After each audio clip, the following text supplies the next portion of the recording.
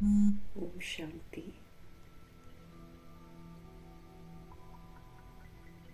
मीठे मीठे परमपिता परमात्मा हम आत्माओं को समझ देते हैं कि जो ईश्वरीय सेवा करने का हमको भाग्य मिलता है, उस भाग्य को गंवाना नहीं है। ऐसे ही बाबा कहते हैं कि जो पुरुषार्थ है, इससे भी स्नेह रखो और इस पुरुषार्थ को आगे बढ़ाओ। अगर इसमें अलबेलापन रह गया तो जैसे साकार मधुर मिलन का सौभाग्य गवा दिया हमने। हम तो प्रजापिता ब्रह्मा में जब शिव बाबा आते थे, वो वाला सौभाग्य तो हमको नहीं मिला ना। तो बाबा कहते जैसे तुमने साकार मधुर मिलन का सौभाग्य गवा दिया, ऐसे ही पुरुषार्थ के सौभाग्य का समय भी हाथ से चला जाएगा। फिर सिवाय पश्चाताप के और कुछ भी नहीं रहेगा।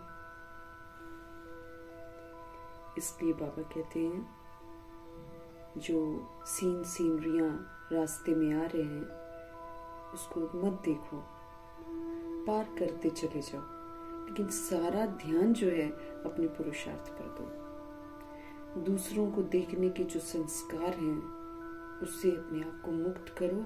हमको दूसरों की रीस नहीं करनी है। जैसे कोई पुरुषार्थ नहीं कर रहा है, उसको देखकर हम भी नहीं कर रहे हैं, या फिर दुनिया जैसे चल रही है उसको हम देख रहे हैं, और जो भगवान जैसे चला रहे हैं वैसे हम नहीं चल रहे हैं। तो भगवान कहते हैं ये सौभाग्य तुम गवा दोगे ना। पुरुषार्थ नहीं करेंगे तो बहुत पश्चाताप होगा। इस बात का ध्यान खिंचवाते, क्योंकि ये सारा हमको भाग्य मिला हुआ है। अपने हम पाप आत्मा है, पाप आत्मा से पुण्य आत्मा बनने का हमको सौभाग्य मिला हुआ है। सेवा करो, मनसा करो, वाचा करो, कर्मणा करो, तन से करो, मन से करो, धन से करो, संबंध संपर्क से करो, श्वासोश्वास याद में रहो। ये सारा हमारा भाग्य है। अगर हम इस भाग्य को गवा देंगे तो फिर बाबा कहते क्या मिलेगा आपको? पश्चाताप ही तो करोगे आप। तो ये अनमोल समय है, इस समय को बिल्कुल नहीं गवाना है।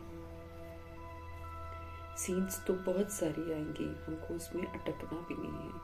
इसलिए परमपिता परमात्मा की सावधानियों को बुद्धि में रखते हुए मीठे मीठे परमपिता परमात्मा जी का हम तहे दिल से धन्यवाद करेंगे।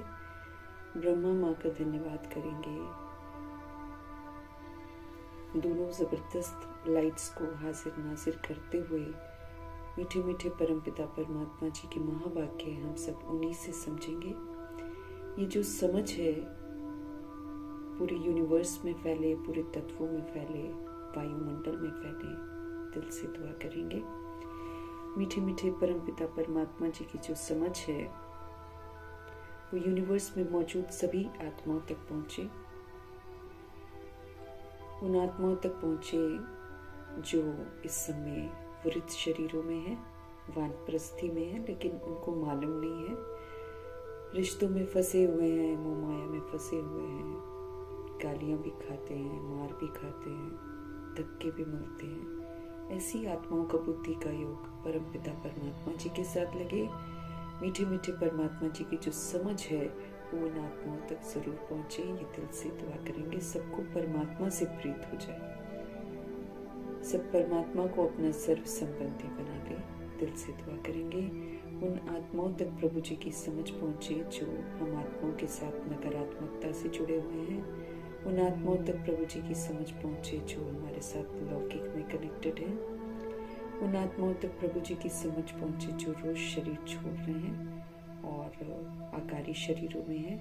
उन आत्माओं तक प्रभु जी की समझ पहुंचे जो गर्भ जेल में है। उन आत्माओं तक प्रभु जी की समझ पहुंचे जो हॉस्पिटल में पीड़ित हैं, घरों में पीड़ित अवस्था में है। प्राकृतिक आपदाओं के कारण जिन तक मुरली ही नहीं पहुंच रही है, या फिर जो मुरली ही नहीं पढ़ते हैं, वो प्राकृतिक आपदाओं के शिकार है या फिर दैहिक हिंसाओं के शिकार हैं, सभी आत्माओं तक मीठे परमात्मा जी की समझ पहुंचे। उन आत्माओं तक प्रभु जी की समझ पहुंचे जो वाम मार्ग में चले गए, भगवान को छोड़कर फिर से पवित्रता उनको आकर्षित करे। कुमार कुमारियों में जो आत्माएं हैं, छोटे शरीरों में जो आत्माएं हैं, यही आत्माएं परमात्मा के साथ निरंतर कनेक्टेड रहें, इनका भला हो और बुद्धि का योग जो है परमात्मा के साथ जुड़ा रहे।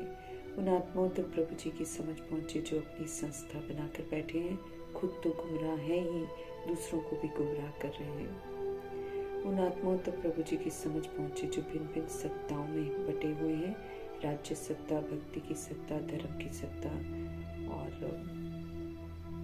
विज्ञान की सत्ता है। सभी आत्माओं तक प्रभु जी की समझ पहुंचे जो भाषाओं में बटे हुए हैं, राज्य में बटे हुए हैं, रंग रूप में बटे हुए हैं। ये जो भिन्नता आई हुई है दैहिक के कारण, ये सारी तमाम भिन्नताएं मिटे, सब तक प्रभु जी की समझ पहुंचे और बाबा की समझ पहुंचे। उन आत्माओं तक जो वैश्याएं हैं, जो दैहिक धंधा कर रही हैं और जो किन्नर हैं वो भी दैहिक धंधे आजकल कर रहे हैं, सब तक परमात्मा की समझ पहुंचे। सब गंदगी से बाहर आए, सब एक परमपिता परमात्मा की संतान है, पुनः अपने पवित्र स्वधर्म में लौटे। दिल से दुआ करेंगे। भटकती हुई भूत प्रेत आत्माएं जो हैं, इनके लिए भी दुआ करेंगे, ये भी परमात्मा छत्र छाया में आए। परमात्मा की श्रीमत, परमात्मा के जो महावाक्य हैं, इनकी समझ इन आत्माओं तक भी पहुंचे। तंत्र मंत्र रिद्धि सिद्धियां जो कर रही हैं आत्माएं और जो तंत्र मंत्र रिद्धि सिद्धियों के शिकार हो गई हैं आत्माएं, सब तक मीठे परमात्मा की समझ पहुंचे। हर आत्मा अपने स्वधर्म में वापस लौटे, ये दिल से दुआ करेंगे।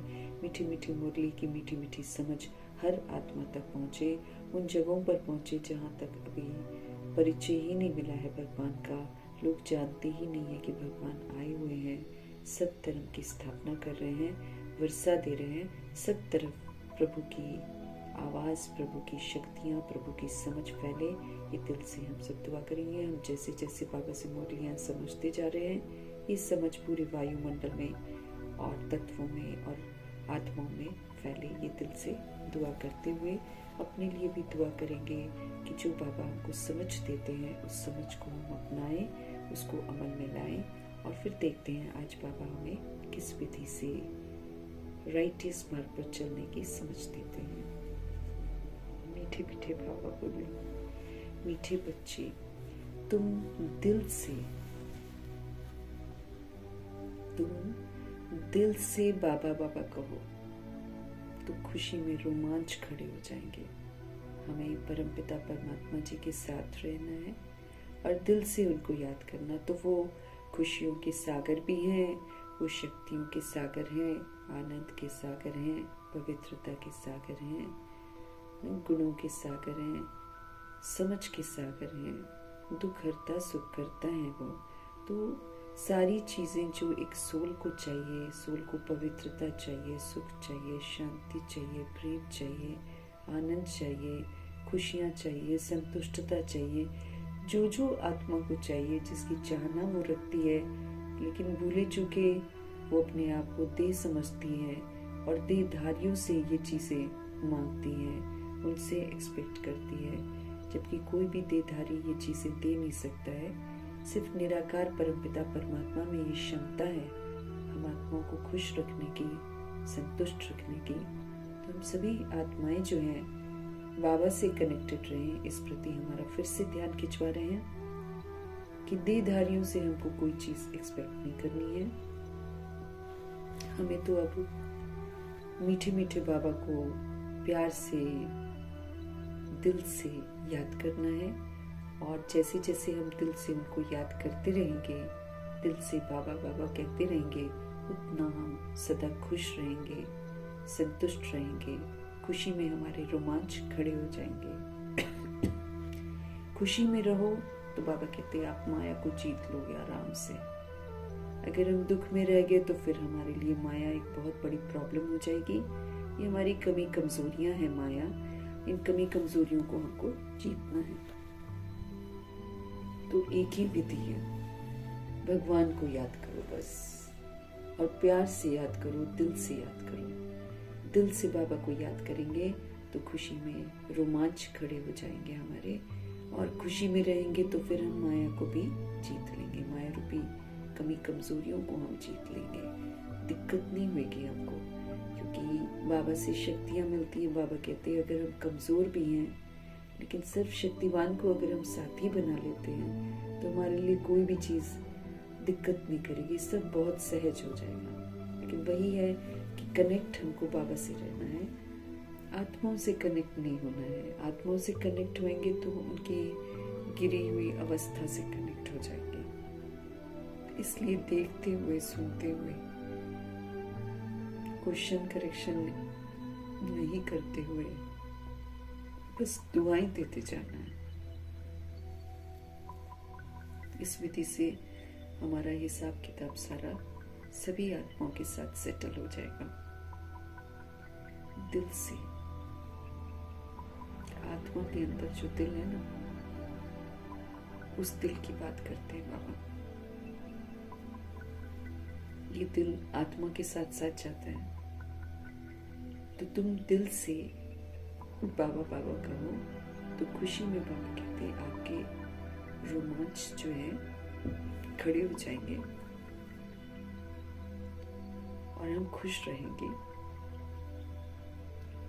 खुश रहेंगे तो माया को जीतना बड़ा आसान हो जाएगा।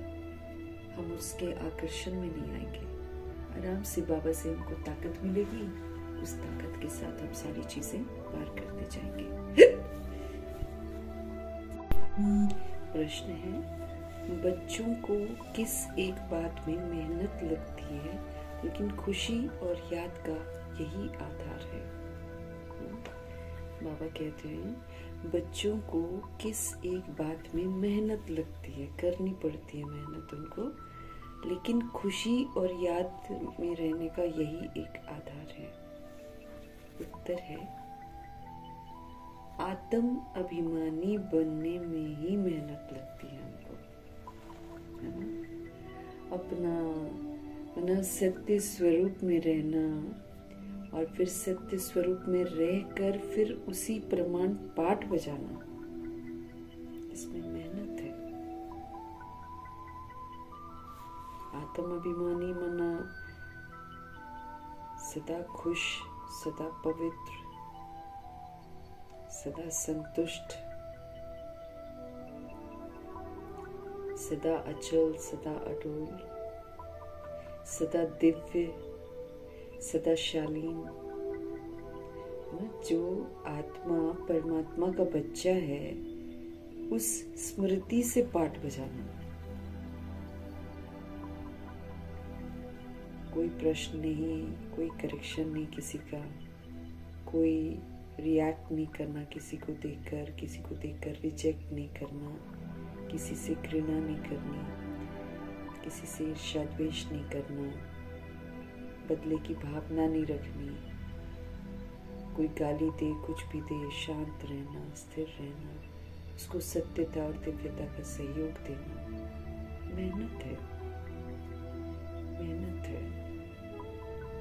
आत्म अभिमानी बनने में ही मेहनत लगती है, क्योंकि सिर्फ हम कह दे कि मैं आत्मा हूं तो वो थोड़ी चलेगा। ड्रामा कहेगा सबूत दो कि तुम आत्मा परमात्मा के बच्चे हो, तो सबूत मांगेगा। वो ये नहीं सुनेगा कि हम कहेंगे कि उसने ऐसा व्यवहार किया या वो ऐसा है या वो वैसा है, वो नहीं सुनेगा। वो तो ये कहेगा सबूत दो कि तुम आत्मा परमात्मा के बच्चे हो। तो बाप के समान विश्व कल्याणकारी, बाप के समान शुभ भावना शुभकामनाधारी, बाप के समान परोपकारी, ये विशेषताएं हैं भगवान का बच्चा अगर हम है ना, फिर अपकारी पर भी उपकार, ये हमको करना है। तब हम प्रूव करेंगे कि हाँ हम भगवान के बच्चे हैं। बाबा कहते हैं मेहनत जरूर है आत्म अभिमानी बनने में, लेकिन इसी से खुशी का पारा चढ़ता है। क्योंकि आत्म अभिमानी सोल क्या करती है, वो सबको सुख का, शांति का, प्रेम का, आनंद का, शक्तियों का, समझ का सहयोग देती है। तो जब वो सहयोग देती है, दूसरे का भला करती है, तो उसकी खुशी बढ़ती है। इसीलिए बाबा हमको स्मृति दिलाते हैं कि तुम एक सतोगुणी आत्मा हो। जब वो हमको बोलते हैं कि हम सतोगुणी आत्मा हैं, तो फिर हमें बोलते हैं कि जो तुम दूसरों से मांगते हो तुम देना शुरू करो। तुम 7 गुणों का सहयोग सबको दो। देते देते तुम्हारा दामन भी इन विशेषताओं से भर जाएगा और दूसरी आत्मा को भी आप बना दोगे। तो जब बाबा हमको ये सिखाते हैं, ये जो रावण है ये हमको सिखाता है कि अपने लिए करो बस सब कुछ। आज कलयुग के अंतिम दौर में तो रावण हम आत्माओं को ये बोलता है ना कि तुम उसका भी छीन लो, उसका भी छीन लो, उसका भी छीन लो। आज के दौर में संतान जो बनती है वो शरीर के माँ बाप पर रहम नहीं करती है, छीनती है। जब वो थोड़ा वृद्ध हो जाते हैं तो वो यही सोचते हैं ये मरे तो उनको प्रॉपर्टी मिले। सारा ध्यान आत्माओं का आजकल ऐसा हो गया है। बर्दाश्त थोड़ी करती हैं आत्माएं, सेवा थोड़ी करना चाहती हैं आत्माएं।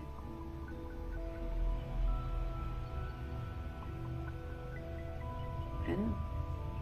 कोई नहीं चाहता ऐसा। बस पैसा मिल जाएगा, पैसा मिल जाएगा, ये वाली थॉट आत्माओं में निर्दयी हो गई। रावण है ना, रावण का राज्य है। रावण राज्य कहता है छीनो छीनो, वहां से छीनो, हम खुश रहे बस। अब सत्ताएं जो है छीन रही हैं लोगों से, उसका वो भी ले ले, उसका वो भी ले ले, उसका वो भी ले ले। भिन्न भिन्न युक्तियां रची हुई हैं सब कुछ लेने की।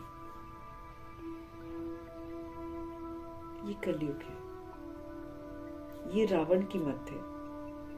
लेकिन बाबा शिव बाबा हमको दूसरों के लिए जीना सिखाते हैं कि दूसरों का भला चाहो तो तुम्हारा भला हो जाएगा। अब जैसे हम लोग को बोलते हैं, तुम अगर सोचते हो कि तुम अपने हद के परिवार के लिए कुछ करो तो तुम्हारा भी भला नहीं होगा और दूसरे का भी भला नहीं होगा।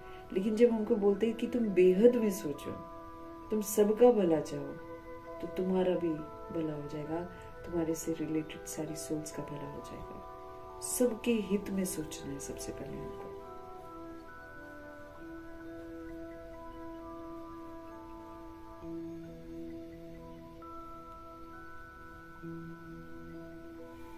आत्म अभिमानी बनने में ही मेहनत लगती है, लेकिन बाबा कहते इसी से खुशी का पारा चढ़ता है। क्योंकि आत्म अभिमानी बनकर हम सतोगुणी और सतयुगी पाठ बजाते हैं।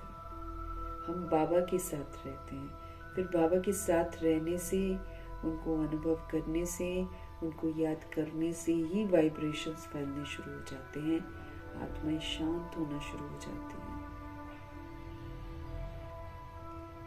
जब दूसरों का भला करते हैं तो अपना भला होता है, जब दूसरों को खुशियां देते हैं तो अपनी खुशी बढ़ती है। मीठा बाबा याद आता है। आत्म अभिमानी बनते हैं ना, तभी भगवान जी याद आते हैं। देह अभिमानी बनते हैं तो हमको देहधारी याद आते हैं। माया तुम्हें देह अभिमान में लाती ही रहेगी।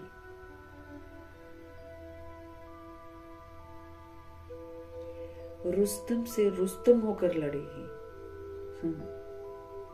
माया जो है ना, बाबा कहते तुम्हें देह अभिमान में बार बार लाएगी, क्योंकि यूज किया हुआ ना हमने देह अभिमान। 42 जन्म कलयुग के तो हमने अच्छे खासे यूज कर रहे देह अभिमान के। द्वापर में तो चलो धीरे धीरे आया देह का भाग, लेकिन कलयुग में तो अभिमान आ गया हमको कि मैं शरीर हूं। इसलिए बाबा कहते हैं ना, थोड़ा सा भी अंश बच्चे तुम में रह गया ना, माया उसी अंश को प्रज्वलित कर देगी। इसीलिए अंश भी खत्म करने की समझ देते हैं।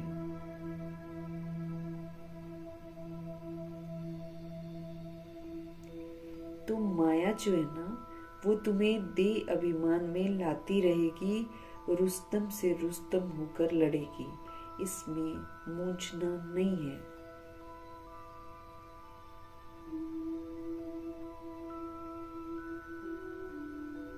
इसमें हमको मूंझना नहीं है। बाबा कहते हैं, बच्चे माया के तूफानों से डरो मत।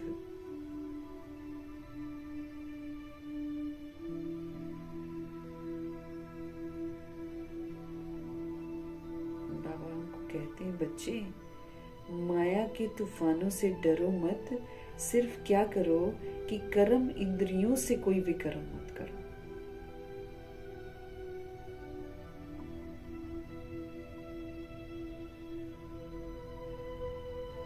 बाबा समझते रहे कि आत्म अभिमानी बनने में ही मेहनत लगती है, लेकिन इसी से खुशी का पारा चढ़ता है। मीठा बाबा याद आता है। माया तुम्हें दे अभिमान में लाती रहेगी, रुस्तम से रुस्तम होकर लड़ेगी। इसमें हमको मूंझना नहीं है। बाबा कहते, बच्चे माया के तूफानों से डरो मत। सिर्फ कर्म इंद्रियों से कोई भी विकर्म नहीं करो।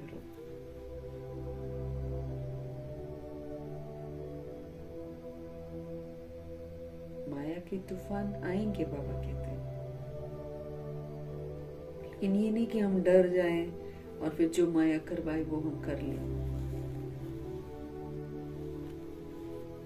डरना नहीं है, और कर्म इंद्रियों से जो माया करवाना चाह रही है वो नहीं करना है। बस अब गुस्सा आ गया, उल्टा सीधा संकल्प बुद्धि में आ गया, व्यर्थ ख्यालात आ गए, बस उसको वहीं पे दफन कर देना है। कर्म इंद्रियों से उसको कर नहीं देना है, मतलब दे के अभिमान में आना नहीं है।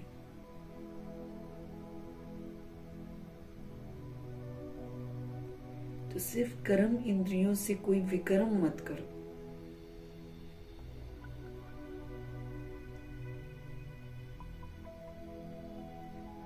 बाबा कहते हैं, आत्म अभिमानी बनने में ही मेहनत है। तो आत्म अभिमानी ना हमको समझ लेना है, खाली मैं आत्मा हूँ वाला पाठ नहीं है। इसमें फिर सबूत देने होते हैं कि आत्मा परमात्मा का बच्चा हूँ, तो परमात्मा समान जो बाबा में विशेषताएं हैं, उन विशेषताओं को यूज करना है। तब जाकर हम खुश रहेंगे, तब जाकर हम अचल अडोल रहेंगे, तब जाकर हम माया को जीत सकेंगे। लेकिन बाबा कहते हैं, अपनी कर्म इंद्रियों से कोई भी पाप कर्म हमको नहीं करना है। ओम शांति। रूहानी बाप, हम रूहों के पिता, रूहानी बच्चों को जो अपने आप को आत्मा अब निश्चय कर रहे हैं, उनको समझा रहे हैं। रूहानी बच्चा बनना है ना, फिर सुप्रीम रूह का रूहानी बच्चा बनना है हमको। तो रूहानी बाप रूहानी बच्चों को समझा रहे हैं, वह शिक्षा दे रहे हैं, पढ़ा रहे हैं। बच्चे जानते हैं, पढ़ाने वाला बाप सदैव देही अभिमानी है। बच्चे जानते हैं कि जो पढ़ाते हैं ना पिताजी, पढ़ाने वाला बाप सदैव देही अभिमानी है। वो है ही निराकार, वो देह लेता ही नहीं है।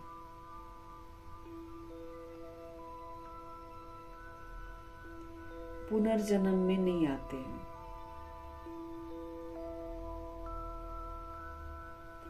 बाप समझाते हैं तुम बच्चों को मेरे समान अपने को आत्मा समझना है। आत्मा समझना ही गहराई है। समझना मीन्स फिर आत्मा बनकर ही पाठ बजाना। बॉडी समझकर फिर पाठ नहीं बजाना।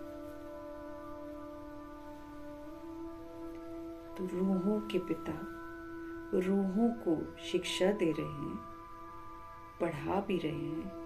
बच्चे जानते हैं कि पढ़ाने वाला बाबा जो है वो हमेशा ही देही अभिमानी है। वो तो कभी अपने लिए बॉडी लेते ही नहीं है, इसलिए उनको देह का अभिमान कभी आता नहीं है। ब्रह्मा जी का भी शरीर लेते हैं तो उसको अधीन करके लेते हैं, उसके अधीन होकर नहीं लेते हैं। परमपिता परमात्मा है ही निराकार, देह लेता ही नहीं है। पुनर्जन्म में बाबा आते ही नहीं है। अब शिव पिता परमात्मा हम पुनर्जन्म में लेने वाली आत्माओं को समझ देते हैं कि अब तुम मेरे समान अपने को आत्मा समझो, है ना, क्योंकि हम ओरिजिनल में सोल्स ही हैं। मैं हूं परम पिता। परम पिता को देह होती ही नहीं है। परम पिता को देह नहीं होती है। उनको देही अभिमानी भी नहीं कहेंगे। परम पिता परमात्मा को देही अभिमानी भी नहीं कहेंगे। उनको तो देह होती नहीं है। जिसको देह होती है उसी को तो बोलेंगे ना देही अभिमानी। तो बाबा हमको समझ दे रहे हैं कि मैं हूं ही परम पिता। परम पिता को देह होती नहीं है, उनको देही अभिमानी भी नहीं कहेंगे। वो तो है ही निराकार।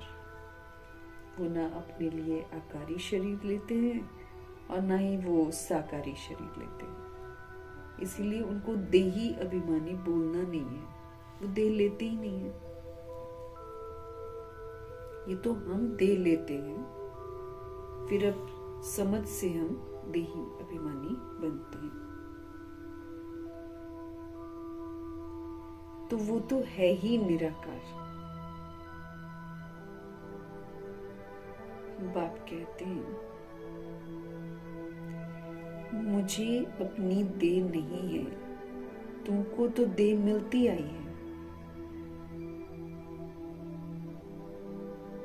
अब तुम मेरे समान देह से न्यारा होकर अपने को आत्मा समझो। अब तुम मेरे समान देह से न्यारा होकर अपने को आत्मा समझो। अगर विश्व का मालिक बनना है तो और कोई डिफिकल्ट बात है ही नहीं। अगर विश्व का मालिक बनना है तो फिर बाबा कहते हैं और कोई डिफिकल्ट बात है नहीं। बाप कहते हैं ये देह अभिमान को छोड़कर अब तुम मेरे समान बनो। छोड़ दो, बाबा कहते हैं देह का अभिमान झूठा अभिमान है जिसमें हम जीते हैं। सदैव बुद्धि में याद रहे कि हम आत्मा हैं।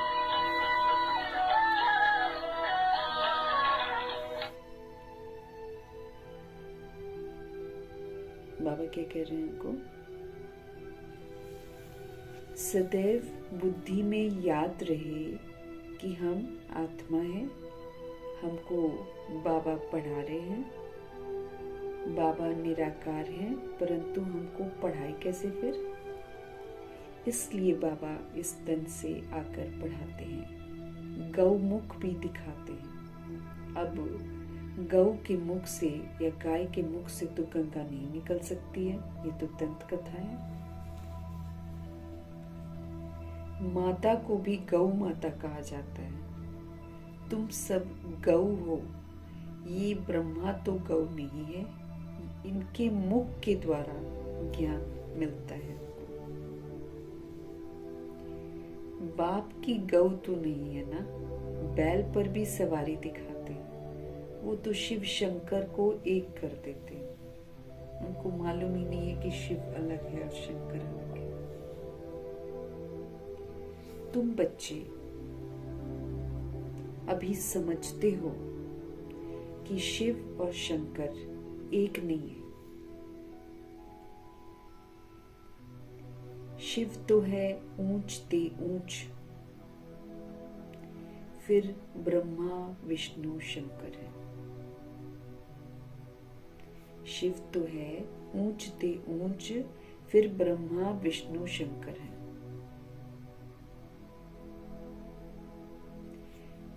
ब्रह्मा सूक्ष्म वतनवासी, एक ब्रह्मा जी साकार में है, लेकिन जैसे बाबा ब्रह्मा के द्वारा स्थापना और पालना और वो विनाश है ना, उसका प्रतीक बनाते हैं, तो वो सूक्ष्म वतनवासी है। बाबा ब्रह्मा साकार ब्रह्मा जी को वो एम देते हैं कि ऐसा आपको संगम युग में बनना है, आपको अव्यक्त ब्रह्मा बनना है, आपको विष्णु के संस्कार भी धारण करने हैं और आपको स्मृति स्वरूप नष्ट मोहा शंकर भी बनना है। तो ये बाबा वतन में, सूक्ष्म वतन में दिखाते हैं, जिसको गुलजार दादी सबसे पहले देख कर आती हैं और फिर नीचे बताती हैं कि एक और ब्रह्मा ऊपर है। तो वो सूक्ष्म वतनवासी है। ऊंच ते ऊंच, फिर ब्रह्मा विष्णु शंकर है, देव देव महादेव। क्योंकि शंकर जी तो सबसे उच्चतम बाप समान स्थिति है। ब्रह्मा है सूक्ष्म वतनवासी। तुम बच्चों को विचार सागर मंथन करना है, मतलब भगवान जो हम आत्माओं को बातें बताते हैं उस पर आपको विचार भी करना है, मंथन भी करना है, उसकी गहराइयों पर भी जाना है। तो तुम बच्चों को विचार सागर मंथन करके पॉइंट निकाल कर समझाना पड़ता है ना, नहीं तो आत्माएं कैसे समझेंगे, उनको सरल सहज करके समझाना पड़ता है। और निडर भी बनना है हमको, विचार सागर मंथन कर पॉइंट निकाल कर समझाना भी है और हमको फिर निडर भी बनना है। मना कहीं हम डरे ना, जैसे ब्रह्मा जी को बच्चे कहते थे कि आप काम विकार के बारे में ज्यादा नहीं बोलो, लोग नाराज होते हैं, लेकिन उन्होंने निडर होकर सब बताया ना।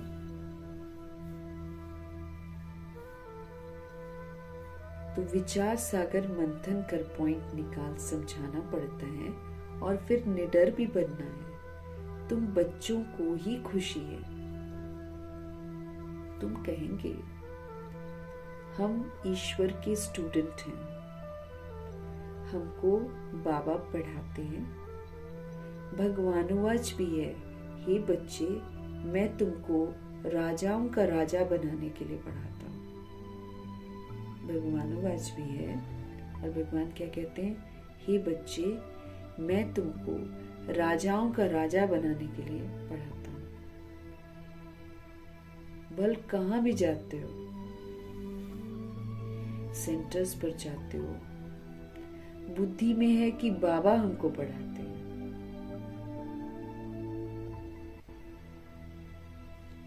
जो अभी हम सेंटर्स पर सुनते हैं, बाबा की मुरली चलाते हैं, है ना, बाबा ही है ना सब जगह, सारे सेंटर्स पर बाबा की पढ़ाई तो पढ़ाई जाती है। कोई वहां पर जो भी निमित्त बनते हैं वो थोड़ी पढ़ाते हैं, वो तो भगवान की पढ़ाई रिवाइज कोर्स चल रहा है। अब साकार वाला भाग्य तो सबको नहीं मिला है ना, साकार का सौभाग्य सबको नहीं मिला है। वो डिपेंड करता है ना कि जब पहली बार भगवान आए थे और जब संदेश सबको मिला था तो लोग किस विधि से समर्पित हुए थे, वही फिक्स हो गया। फिर तो जो तुरंत आगे पीछे बिना सोचे समर्पित हो गए थे उनको साकार का सौभाग्य मिला है। हम आत्माओं को अब मुरलियों के थ्रू सौभाग्य मिला है। इसको पढ़कर, इसको समझकर, इसको अमल में लाकर जो जितना समीप पहुंचे, वो सबका अपना पुरुषार्थ है। बाबा कहते हैं, हे बच्चे, मैं तुमको राजाओं का राजा बनाने के लिए पढ़ाता हूँ। भल कहाँ भी जाते हो आप, सेंटर्स पर जाते हो, बुद्धि में तो यही है ना कि बाबा हमको पढ़ाते हैं। जो अभी हम सेंटर्स पर सुनते हैं वो बाबा मुरली चलाते हैं। तो बाबा बाबा करते रहो, ये भी तुम्हारी यात्रा हुई। हर वक्त शिव बाबा को याद करते रहेंगे तो ये भी बाबा कहते हैं याद की यात्रा है। ज्ञान से रिलेटेड हमारा चिंतन चलता हो, बाबा के दिए हुए होमवर्क से हमारा चिंतन चलता, सब याद की यात्रा है। बाबा से कनेक्टेड जो कुछ भी हम कर रहे हैं वो याद की यात्रा में काउंट होगा। योग अक्षर बाबा कहते शोभता ही नहीं है, योग से थोड़ा सा दूर दूर सा लगता है। तो बाबा कहते योग अक्षर शोभता नहीं है। मनुष्य अमरनाथ में जाते हैं, बद्रीनाथ की यात्रा करने पैदल जाते हैं। अभी तुम बच्चों को तो कहीं जाना नहीं है, हमको नहीं जाना है अब कहीं भी, है ना। इधर उधर यात्राओं पर हमको नहीं जाना है। लोग तो पैदल यात्रा करते हैं। अभी तो हमको कहाँ जाना है, अभी तो हमको जाना है अपने घर। उसकी तैयारी करनी है, क्योंकि वहां जाने के लिए ये जो देह का भान, अभिमान और उसका विस्तार जो है, जिसने हमको जकड़ रखा है, उसको समझ से हटाना है। समझ हमको मिल रही है, समझ से उससे अपने आप को मुक्त करना है।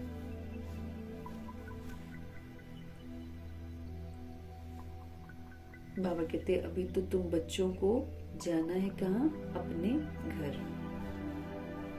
तुम जानते हो अब ये बेहद का नाटक है जो पूरा होता है। तुम जानते हो अब ये बेहद का नाटक है, 5000 years का ये नाटक है। इतना बड़ा नाटक कहीं नहीं होता।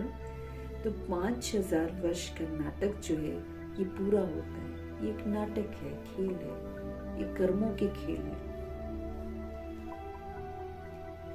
बाबा आए हुए हैं हमको लायक बना कर ले जाने के लिए, क्योंकि ऊपर से तो हम पवित्र आए हुए थे। अब यहाँ हम बन गए पतित।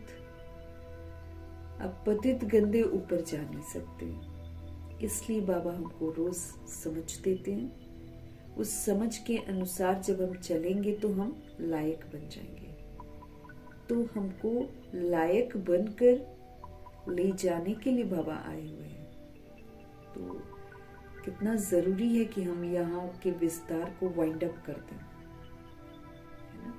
जबरदस्ती वाला ना फैलाएं, जितना हो सके इसको क्लोज करें, जितना हो सके वापस घर चलने के लिए हम लायक बने।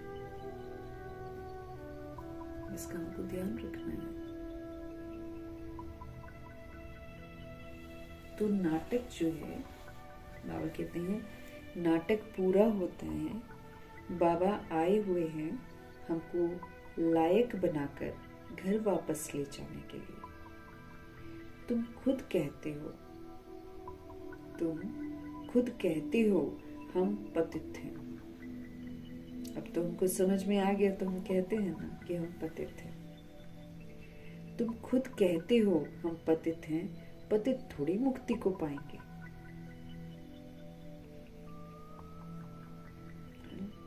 मुक्ति का वर्षा, घर वापस जाने का वर्षा भी हमको नहीं मिलेगा।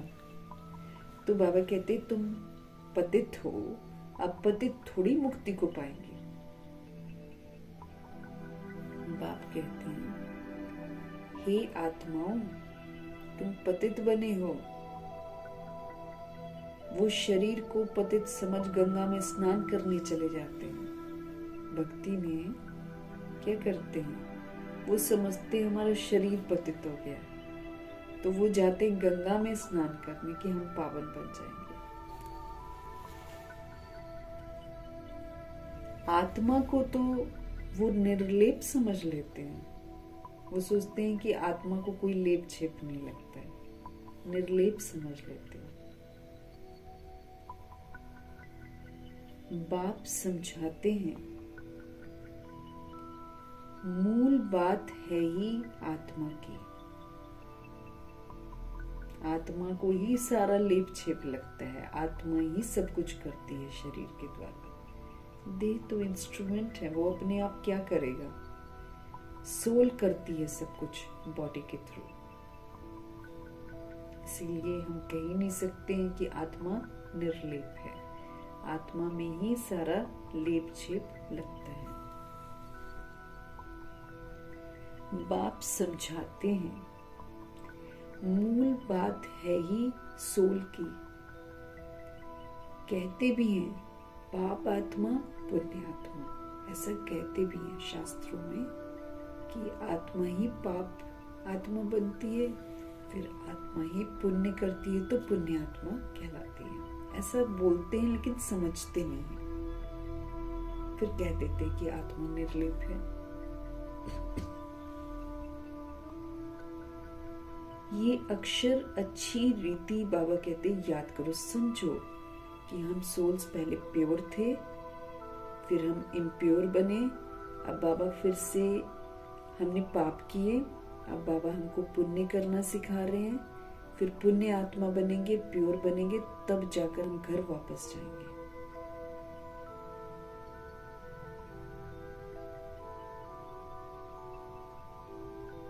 तो पाप आत्मा पुण्य आत्मा, ये जो अक्षर हैं, इसको अच्छी रीति हमको याद करना है। हमको समझना भी है, हमको समझाना भी है।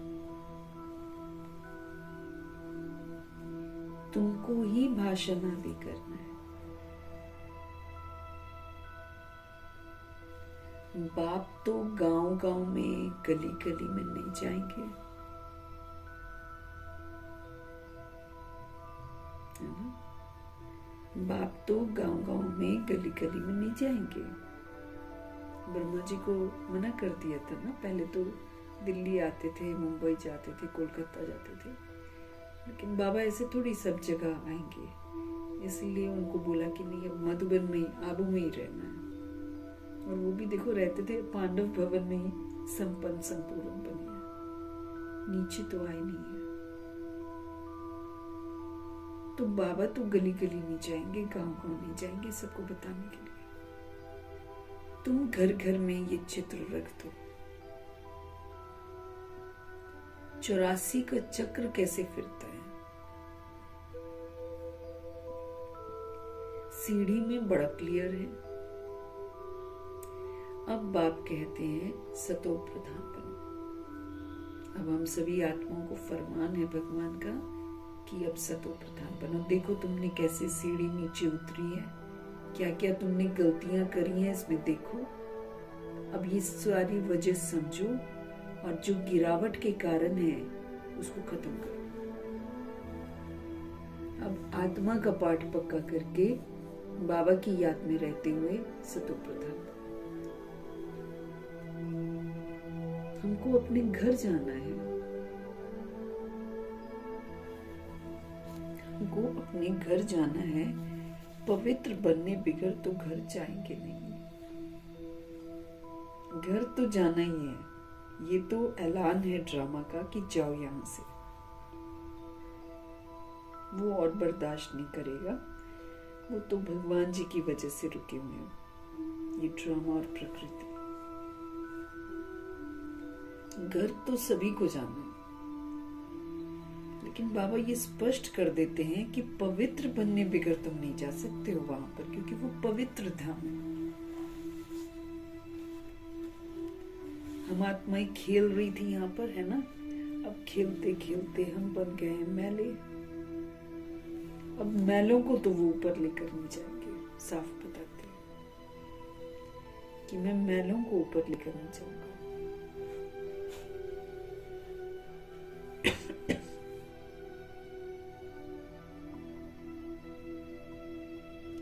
पवित्र बनने बिगड़ तो घर जाएंगे नहीं।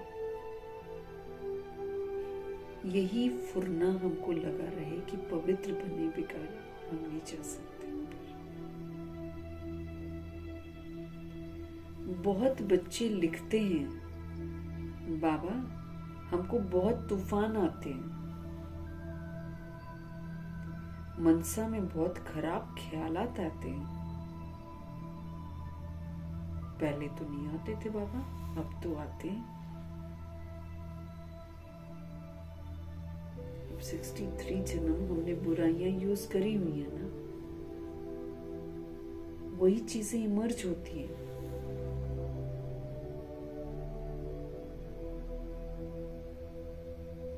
तो हमको यही फुरना रहे कि भाई मुझे पवित्र बनना है, सतो प्रधान बनना है, ये फिक्र मेरे को रहे।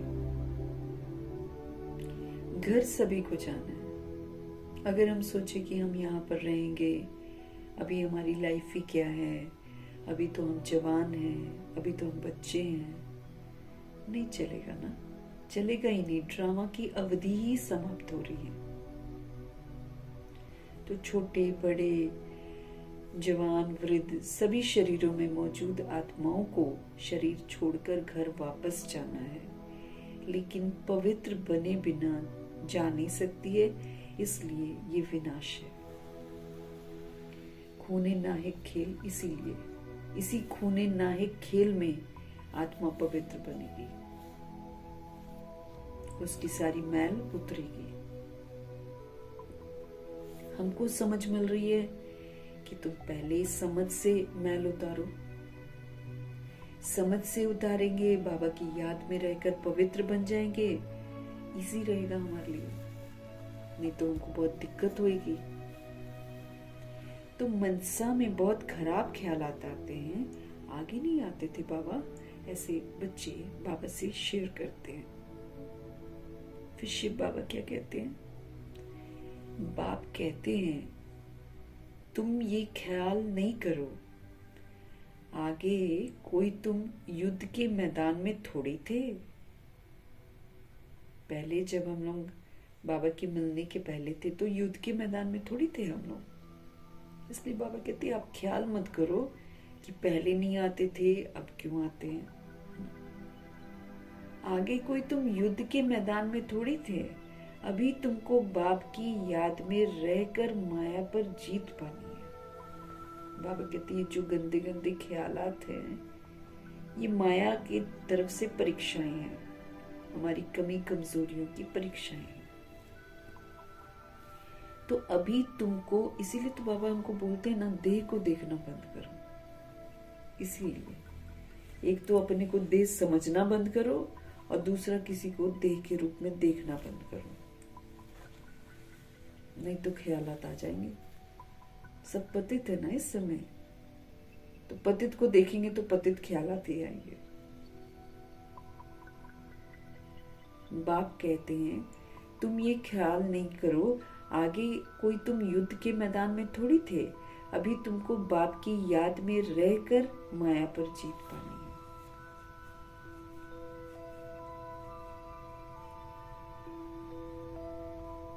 अभी तुमको बाप की याद में रहकर माया पर जीत पानी है।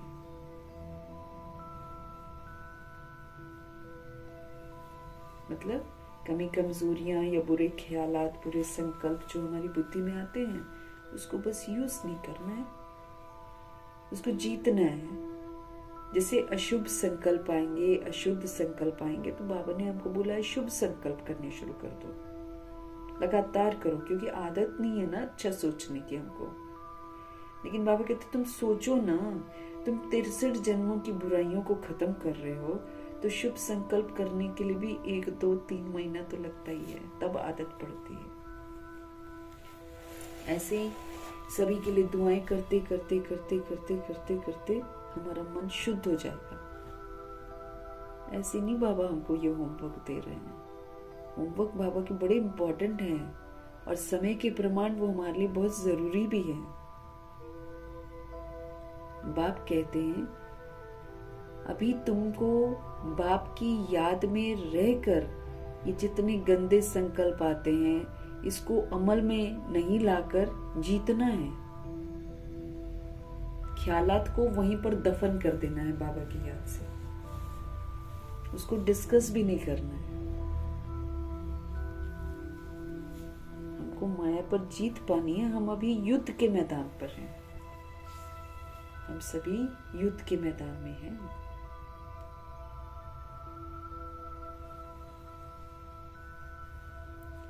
ये घड़ी घड़ी याद करते रहो, गांठ बांध लो। जैसे माताएं जो होती हैं वो गांठ बांध लेती हैं ना, पुरुष लोग फिर नोटबुक में लिखते हैं पुरुष लोग नोटबुक में लिखते हैं, और फीमेल बॉडी में जो सोल्स हैं वो क्या करती हैं, गांठ बांध लेती हैं कि याद रहे मुझे।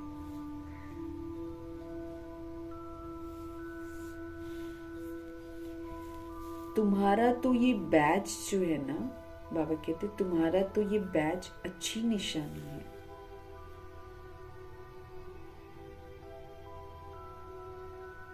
हम प्रिंस बनते हैं। ये है ही बेगर टू प्रिंस बनने की गॉडली यूनिवर्सिटी। तो तुम्हारा तो ये बैच जो है, बाबा कहते ये अच्छी निशानी है। हम प्रिंस बनते हैं। ये है ही बेगर टू प्रिंस बनने की गॉडली यूनिवर्सिटी।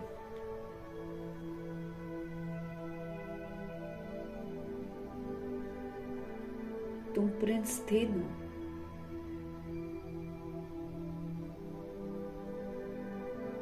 ये है ही बेगर टू प्रिंस बनने की गॉडली यूनिवर्सिटी।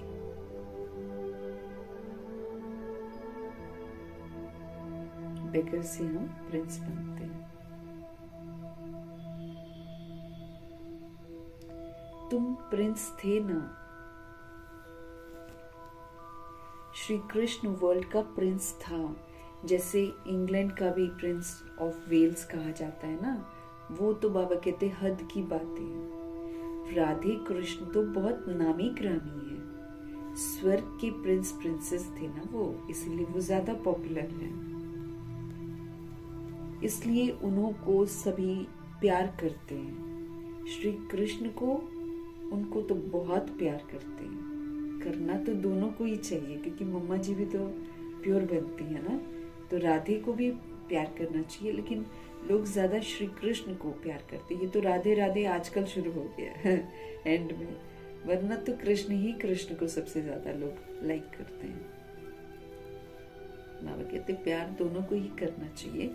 पहले तो राधे को करना चाहिए, परंतु बच्चे पर जास्ती प्यार रहता है, क्योंकि वो वारिस बनता है। स्त्री का भी पति पर प्यार रहता है। पति के लिए ही कहते हैं ये तुम्हारा गुरु है, ईश्वर है। आजकल लोग ऐसा बोल देते हैं, लेकिन पता नहीं आजकल तो गुरु ईश्वर तो नहीं चलता है।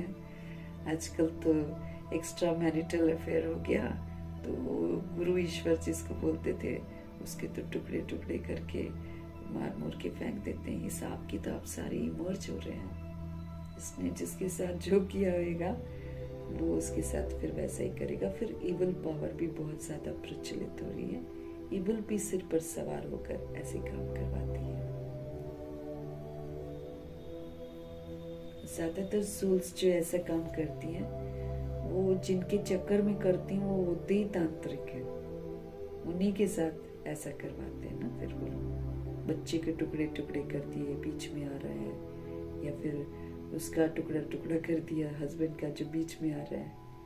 ये सारी चीजें आजकल गुरु ईश्वर नहीं है, लेकिन पहले द्वापर युग में जैसे या कलयुग की शुरुआत में स्त्री जो है ना वो पति को गुरु ईश्वर समझती है। स्त्री के लिए ऐसे नहीं कहेंगे कि वो गुरु ईश्वर है।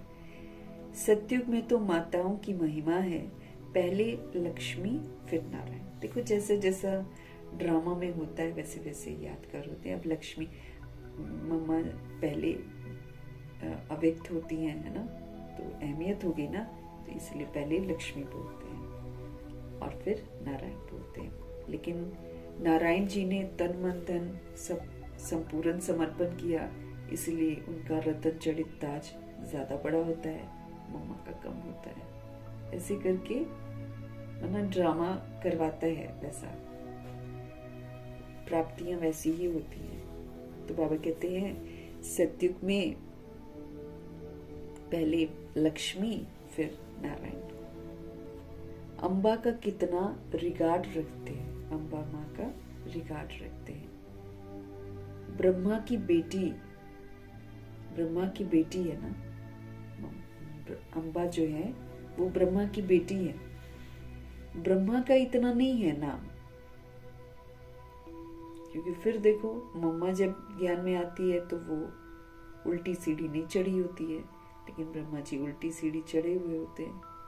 फिर इसलिए ब्रह्मा का उतना नाम नहीं है, लेकिन अम्बा का नाम होता है। तो ब्रह्मा का इतना नहीं है। ब्रह्मा का मंदिर जो है अजमेर में है, बस जगह जगह ब्रह्मा जी के मंदिर नहीं बने हुए हैं। जहां मेले आदि लगते हैं, अम्बा के मंदिर में भी मेला लगता है। वास्तव में ये सब मेले मेला बनाने के लिए। अभी जो कलयुग में मेले लगते हैं, इस मेले में जाकर हमारे खर्चे भी होते हैं, इस मेले में जाकर हम मैले भी होते हैं, इस मेले में जाकर सब बिछड़ते भी हैं इधर उधर।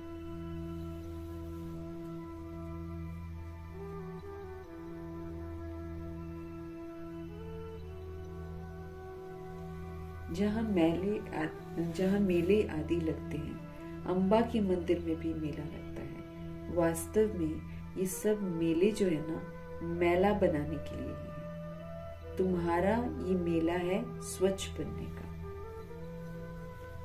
हमारा जो बाबा के साथ मिलन मेला लगता है, हम जो आबू में जाते हैं, हम जो सेंटर्स पर जाते हैं, हम जो मुरलियां पढ़ते हैं, भगवान जी के साथ जो हमारा मिलन मेला लगता है, इसमें हमारी मैल उतरती है।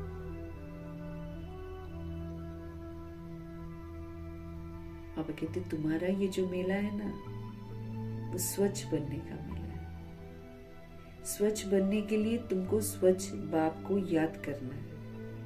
अगर हम चाहते हैं ना कि हम स्वच्छ बने, तो बाबा कहते स्वच्छ बनने के लिए तुमको फिर स्वच्छ बाप को याद करना है। जिसको याद करेंगे वैसे ही बनेंगे। तो एकमात्र शिव पिता परमात्मा ही संपूर्ण है, गुणों के सागर है। वो सागर ही सागर है, बस उन्हीं के साथ हमको रहना, उनको ही याद करना है। तो हम स्वच्छ भी बन जाएंगे, हम रहम दिल भी बन जाएंगे, हम क्षमाशील भी बन जाएंगे, परोपकारी भी बन जाएंगे, शुभ भावना शुभकामनाधारी भी बन जाएंगे।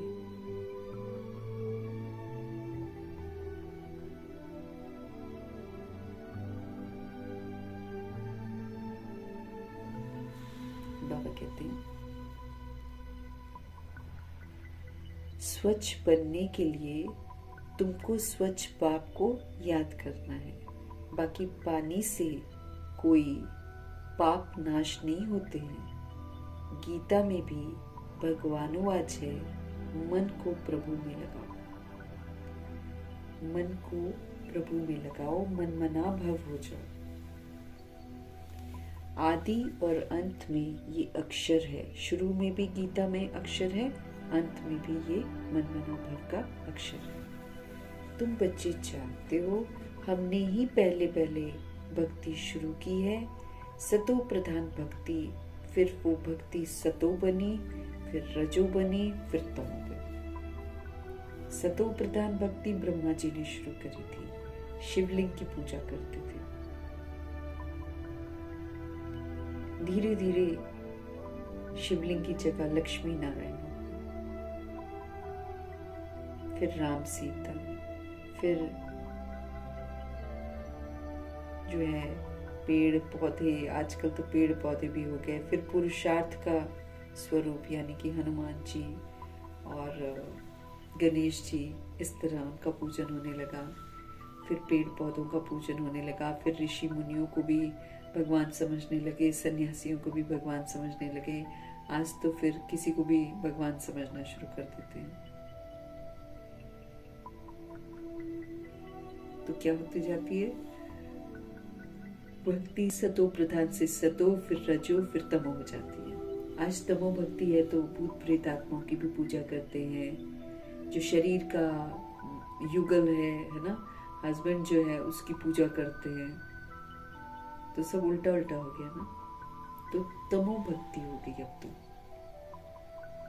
सामने मूर्ति रखते हैं माँ की या किसी देवी देवता की और वैसे करते हैं, बोला भूत पूजा।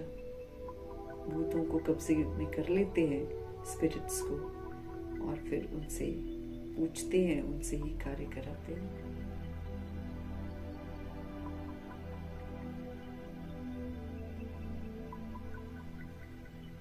तो भक्ति भी सतो रजो तमो होगी। अभी तो देखो मिट्टी पत्थर आदि सब की पूजा करते हैं। ये सब है अंधश्रद्धा, ये सब है अंधश्रद्धा। मिट्टी की मूर्ति की पूजा करना अंधश्रद्धा, उसमें भगवान थोड़ी है।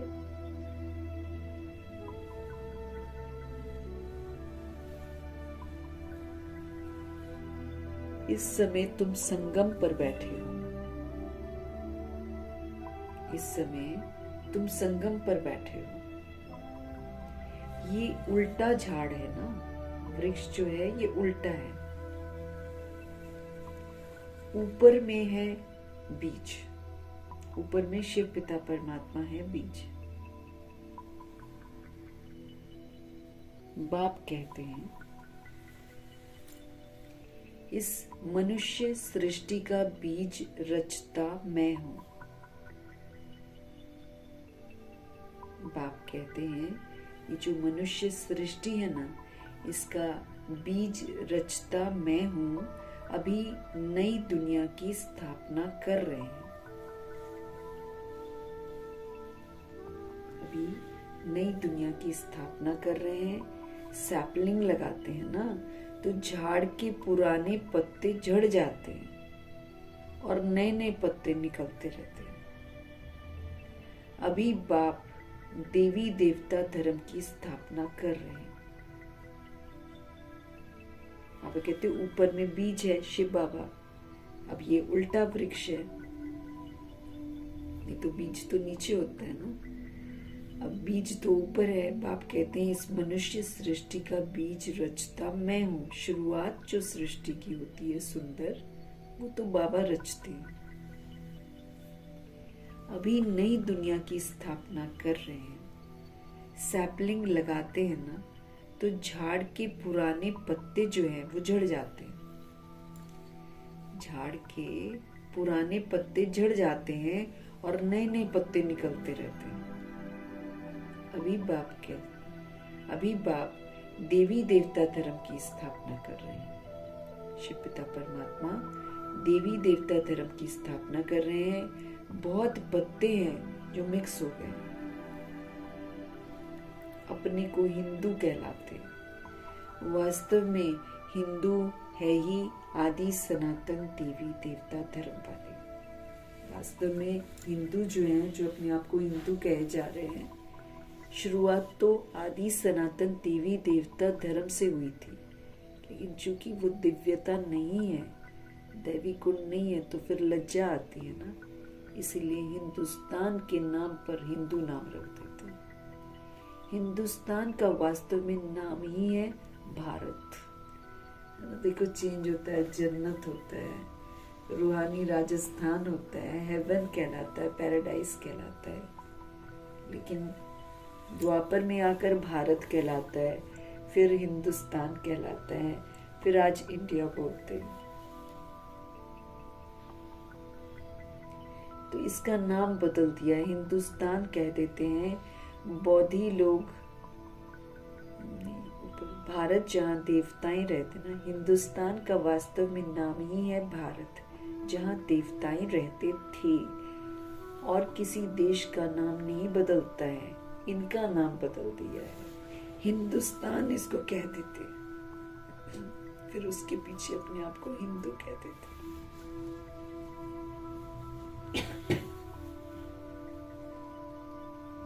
हिंदुस्तान का वास्तव में नाम बाबा कहते भारत ही होता है ना। तो जहाँ देवताएं रहते थे और किसी देश का नाम नहीं बदलता है, इनका नाम बदल दिया है। बाबा कहते हैं हिंदुस्तान कह देते हैं। बौद्धि लोग ऐसे नहीं कहेंगे कि हमारा धर्म जापानी व चीनी है, वो तो अपने धर्म को बौद्धि ही कहेंगे। तुम्हारे में कोई भी अपने को आदि सनातन देवी देवता धर्म का नहीं कहते हैं। अगर कोई कह भी देना, अगर कोई कहे भी तो बोलो वो धर्म कब और किसने स्थापन किया, पूछो उससे। अगर कोई कहता है तो कुछ भी बता नहीं सकेंगे।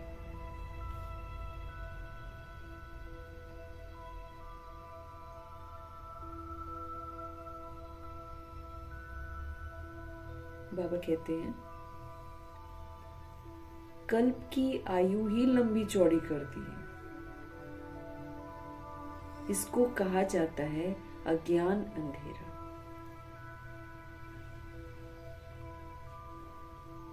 तो कल्प की जो आयु है इसको लंबा चौड़ा कर दिया है ना।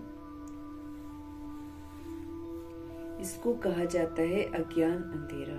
एक तो अपने धर्म का पता नहीं, दूसरा लक्ष्मी नारायण के राज्य को बड़ा दूर ले गए हैं, इसलिए घोर अंधियारा कहा जाता है। बाबा कहते एक तो अपना आदि सनातन देवी देवता धर्म है, उसका पता नहीं, दूसरा फिर लक्ष्मी नारायण के राज्य को बड़ा दूर ले गए हैं, इसलिए बाबा कहते घोर अंधियारा कहा जाता है। ज्ञान और अज्ञान में कितना फर्क है। बाबा ज्ञान आकर बाबा देते हैं ना, तो ज्ञान और अज्ञान इसमें बहुत अंतर है, बहुत फर्क है। ज्ञान सागर है ही एक शिव बाबा, शिव पिता परमात्मा ही आकर हम आत्माओं को ज्ञान देते हैं। उनसे जैसे एक लोटा देते हैं, सिर्फ किसको ये सुनना हो। यूं तो भगवान जी सागर हैं, है ना, लेकिन फिर उसमें से थोड़ा थोड़ा ही तो सुना सकते हैं ऐसी आत्मा को ना। बाबा कहते हैं उनसे जैसे एक लोटा देते हैं, सिर्फ किसको ये सुनाओ कि अब शिव बाबा को याद करो तो तुम्हारे विक्रम विनाश होंगे। सब ने विक्रम कर रखे हैं, सभी आत्माएं पाप आत्मा है, सभी पतित हैं, इसकी सजाएं हमने खुद लिख रखी हैं। लेकिन भगवान रहमदिल हैं, तो हमको समझ देते हैं कि भाई तुम याद से अपने पाप कर्म को भस्म कर लो, नहीं तो फिर ड्रामा सजा देगा। हम सोचेंगे कि हम पुरुषार्थ नहीं कर सकते, डिफिकल्ट है, तो डिफिकल्ट फिर भुगतान भी तो करना पड़ेगा हमको। कौन बचाएगा? कोई भी तो नहीं बचाएगा। हम जो सृष्टि रूपी ड्रामा में करते हैं उसका भुगतान हम ही करते हैं, चाहे हम रो कर करें चाहे हम हंस कर करें। अब मम्मा बाबा और दादियाँ ये तो स्वीकार कर लिया कि हाँ हमने गलतियां करी हैं, और उन्होंने याद से, पुरुषार्थ से, सेवाओं से पूरा अपना विक्रम विनाश कर लिया। एकदम फ्री होकर गए हैं वो लोग, फरिश्ते बनकर उड़ गए हैं। कुछ फिर एडवांस पार्टी में चले गए। तो हमारा भी तो नंबर है, हमारा भी तो नंबर है। अब दादी गुलजार रथ है भगवान का, लेकिन जो भी द्वापर युग से गलतियां करी हैं, इस जन्म में तो उन्होंने कोई भी गलती नहीं करी थी, लेकिन जो द्वापर युग से गलतियां करी हैं, देवियां हैं वो, तो सजा तो सबने भुगती है ना। तो हम कौन सा छूट जाएंगे? हम अगर अलबेले बनकर पुरुषार्थ नहीं करते हैं या भगवान की बातों को हम गंभीरता से नहीं लेते हैं, तो भुगतान तो हम भी करेंगे ना फिर। लेकिन अगर बाबा की श्रीमत प्रमाण कर लेंगे तो कष्ट नहीं होगा, क्योंकि बाबा मदद करते हैं साथ में। लेकिन जब हम भगवान का कहना नहीं मानेंगे, तो भगवान ने कल भी मुरली में बोला तुमको बहुत पश्चाताप करना पड़ेगा। अभी तो मनमानी कर लेंगे हम, जितनी मर्जी कर लेते हैं, लेकिन बाबा स्पष्ट करते रहते हैं कि भाई पश्चाताप तो तुमको करना पड़ेगा। अब जैसे लक्ष्मी नारायण का लक्ष्य देते हैं बाबा, अगर हम वैसा नहीं बनते हैं तो हमको पनिशमेंट भी मिलता है। ये नहीं कि प्रजा बन गए हैं और दास दासी बन गए तो बच गए हैं। तो प्रजा और दास दासी जो बनते हैं उनको मोचरा खा के मानी मिलता है, अच्छी खासी सजा मिलती है, सिर पर हथौड़े बजते हैं, उसके बाद 2 रोटी दे देते हैं कि लो खा लो 2 रोटी। कहने का मतलब ये कि प्रजा दास दासी का मना मिलेगा आपको। वहां जाओगे तो दास दासी बनोगे या प्रजा बनोगे, सजा भी तो भुगतोगे। जिसने लक्ष्य को प्राप्त किया या जो घराने में आ गया लक्ष्मी नारायण के, सिर्फ वही सजा से बचेगा, बाकी तो सबको सजाएं मिलने वाली है। अलबेला बनना, बाबा कहते पुरुषार्थ तुमको एक सौभाग्य मिला है, सेवा तुमको सौभाग्य मिली है, इस सौभाग्य को यूज करो। नहीं यूज करोगे तो फिर सजाएं तो खाएंगे। सजाएं तो भयंकर है, क्योंकि ड्रामा किसी पर बाबा कहते रहम नहीं करता है। शिव बाबा तो फिर हम पर रहम करते हैं, रोज हमको समझ देते हैं, रोज हमको रियायत देते हैं, रोज हमको कहते अभी भी कर लो, अभी भी कर लो। अभी सबसे सरल हमको पुरुषार्थ बताया है कि सबको दुआएं दो, सबको दुआएं देनी शुरू कर दो। बस सुबह से शाम तक कम से कम इतना काम तो कर लो, तो इससे भी हम हमारे अंदर में जो कड़वाहट है, वैर है ना, मेरा तेरा है, ये खत्म हो जाएगा जब हम सबके लिए दुआएं करेंगे।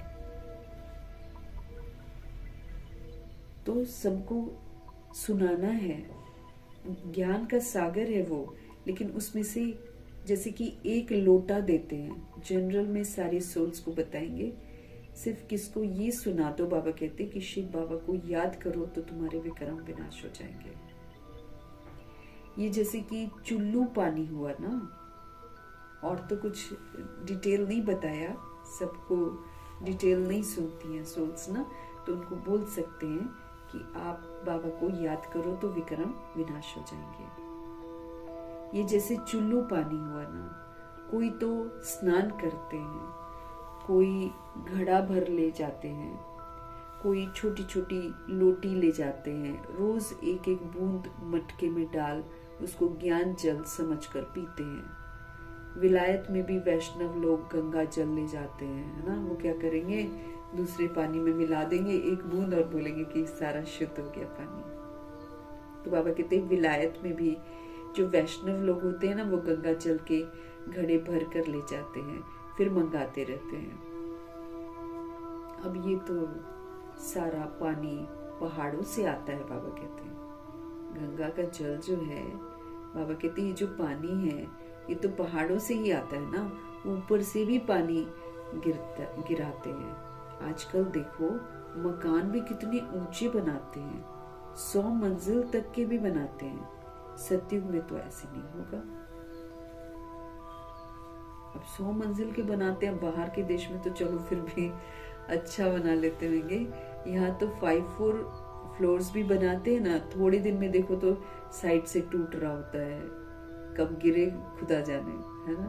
अभी तो झट झट बनाए जा रहे हैं, बस पैसा चाहिए पैसा चाहिए, ऊपर से ऊपर। अब पॉपुलेशन बढ़ गई है, कहीं तो समानी है तो ऊंचे ऊंचे घर बना देते हैं। तो बाबा कहते कहीं कहीं तो 100 मंजिल तक भी बनाते हैं। सतयुग में तो ऐसे नहीं होगा, वहां तो तुमको जमीन इतनी मिलती है कि बात मत पूछो।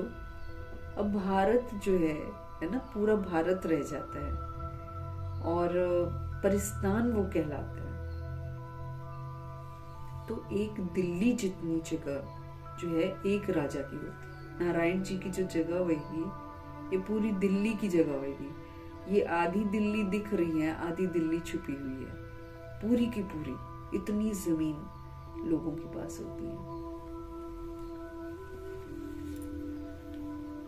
बाबा कहते हैं सतयुग में तो ऐसे नहीं होगा कि 100 मंजिल बनाएंगे, वो तो सेकंड फ्लोर, फर्स्ट फ्लोर भी नहीं बनाएंगे, वो ग्राउंड फ्लोर ही होएगा उनका बहुत अच्छा महल। वहां तो तुमको जमीन इतनी मिलती है कि बात मत पूछो। यहाँ रहने के लिए जमीन नहीं है, तब इतनी मंजिल बनाते हैं। वहां अनाज भी अथाह पैदा होता है, मीन्स जो भी वहां पर मिलता है, फ्रूट मिलता है, जो भी होता है अथाह होता है, क्योंकि अनाज तो नहीं खाते हैं ना वैसा, लेकिन फल फूल जो भी उनको उपलब्ध होते हैं वो सुंदर सुंदर सतयुग में होते हैं। जैसे अमेरिका में बहुत अनाज होता है तो जला देते हैं, ये है ही मृत्यु लोक, ये है ही मृत्यु लोक। और वो है अमर लोक, सतयुग है अमर लोक। स्व इच्छा से आत्मा शरीर लेती है और स्व इच्छा से उसको छोड़ देती है। आधा कल्प वहां तुम सुख में रहते हो, काल अंदर घुस नहीं सकता है। सुख में रहते हो, 150 वर्ष तक आयु रहती है, कोई भी बीमारी नहीं होती है। आत्मा जब 150 इयर्स पूरे कर लेती है, अपनी स्व इच्छा से शरीर छोड़कर, उसको मालूम है कि कहाँ मुझे जन्म लेना है, वहां चली जाती है। और वहां पर गर्भ महल होता है, यहाँ गर्भ जेल होता है। वहां विकार नहीं होते, यहाँ विकार होते हैं।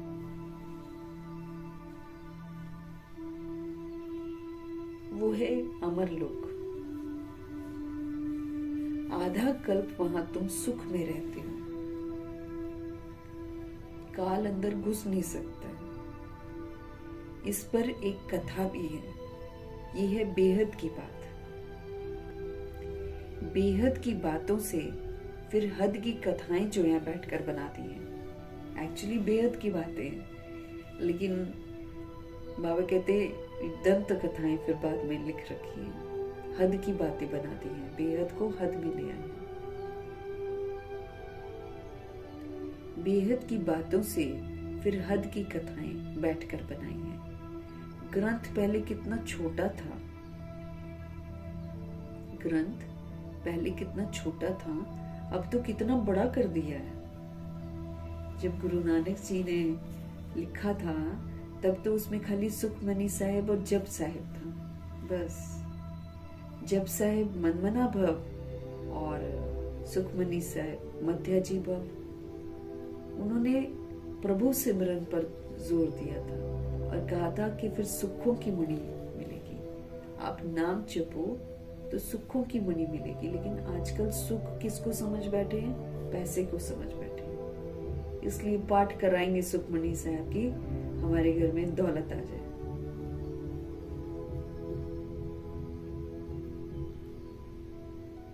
तो ये है मृत्यु लोक, वो है ही अमर लोक। आधा कल्प वहां तुम सुख में रहते हो, काल अंदर घुस नहीं सकता है। इस पर एक कथा भी है, ये है बेहद की बात। बेहद की बातों से फिर हद की कथाएं बैठकर बनाती है। ग्रंथ पहले कितना छोटा था, बाबा कहते अब तो कितना बड़ा कर दिया है। बहुत बड़ा है बहुत बड़ा है, उसमें एडिशन ही एडिशन है। अब जब गुरु नानक जी ने लिखा था, तब वहां पे शादियों का कुछ उसमें नहीं था। उसमें था कि सिर्फ प्रभु को जपो तो सुखों की मणि मिलेगी। असीम सुख जो आत्मा का सुख है, उसकी बात करिए गुरु नानक जी ने। उसके बाद ये ग्रंथ इतना बड़ा ऐड हुआ है। फिर इसमें शादियों के श्लोक घुसे, क्योंकि जब शादी करते हैं गुरुद्वारे में तो उसमें से पढ़ते हैं। बाबा कहते कितना बड़ा, क्योंकि दादा लेखराज जी पढ़ते थे ना गुरु ग्रंथ साहिब, तो वो छोटा पढ़ते थे पहले, बाद में उसमें एडिशन कबीर रहीम सब के दोहे उसमें ऐड कर दिए।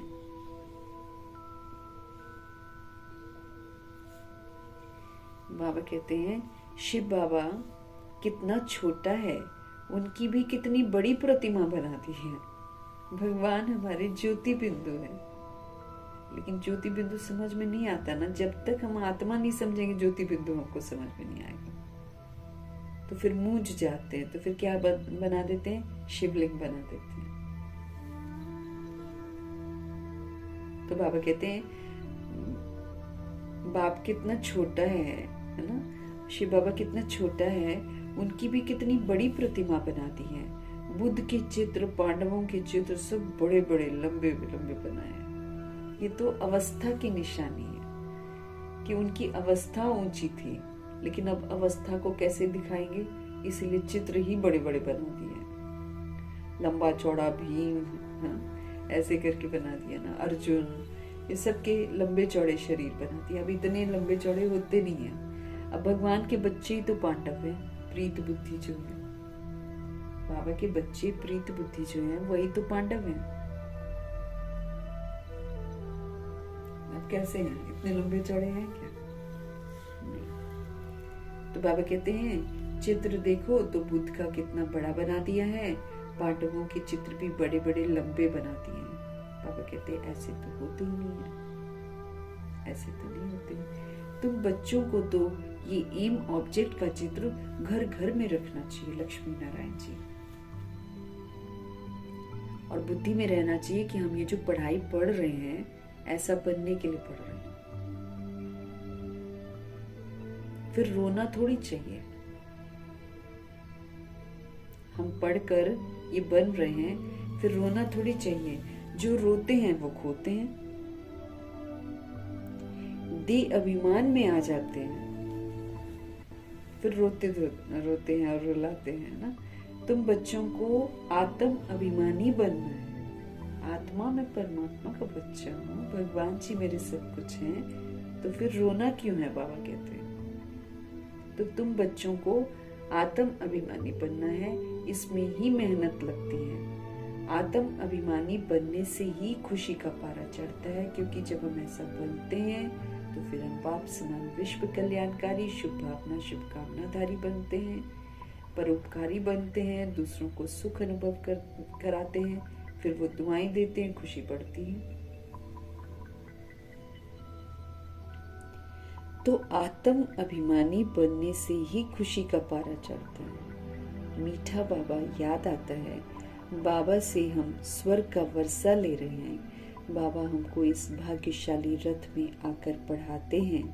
रात दिन बाबा बाबा याद करते रहो, तुम आधा कल्प के आशिक हो। भक्ति करते हैं ना तो वो आशिक ही तो है, भगवान को ढूंढते रहते हैं। तो बाबा कहते तुम आधा कल्प के आशिक हो। भगत भगवान को याद करते हैं। भगत तो बहुत सारे हैं। ज्ञान में सब एक बाप को याद करते हैं, वही सबका बाप है। जब हम ज्ञान में आ जाते हैं तो ज्ञान में सब एक बाप को ही याद करते हैं, वही सबका बाप है। ज्ञान सागर बाप हमको पढ़ाते हैं। तुम बच्चों के तो रोमांच खड़े हो जाने चाहिए कि भगवान हमको पढ़ाते हैं। तूफान वो तो माया के आएंगे, वो तो आएंगे ही। बाबा कहते हैं सबसे जास्ती तूफान तो मुझे आते हैं। ब्रह्मा जी कहते हैं सबसे जास्ती तूफान तो मुझे आते हैं, क्योंकि मुरली के बीच में ब्रह्मा जी भी बताते हैं ना अपने बारे में। तो सबसे जास्ती तूफान तो मुझे आते हैं, क्योंकि सबसे आगे तो मैं हूं। अब उनको तो मालूम नहीं आगे कौन है क्या है, तो तूफान तो सबसे पहले ब्रह्मा जी के सामने आते हैं, हमारे पास आते हैं। तब तो मैं समझता हूँ कि बच्चों के पास कितने आते होंगे। एक आत्मा दूसरी आत्मा का दर्द समझेगी ना, तो ब्रह्मा जी भी फिर बाकी आत्माओं का दर्द समझते हैं कि मेरे सामने ही इतने आते हैं, तो बच्चों के सामने भी तो कितने सारे आते हैं उनके पेपर।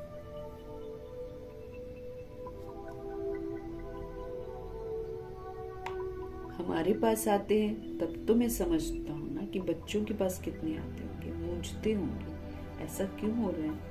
अनेक प्रकार के तूफान आते हैं जो अज्ञान काल में भी कभी नहीं आते होंगे, वो भी आते हैं। पहले मुझे आने चाहिए, नहीं तो मैं बच्चों को समझाऊंगा कैसे।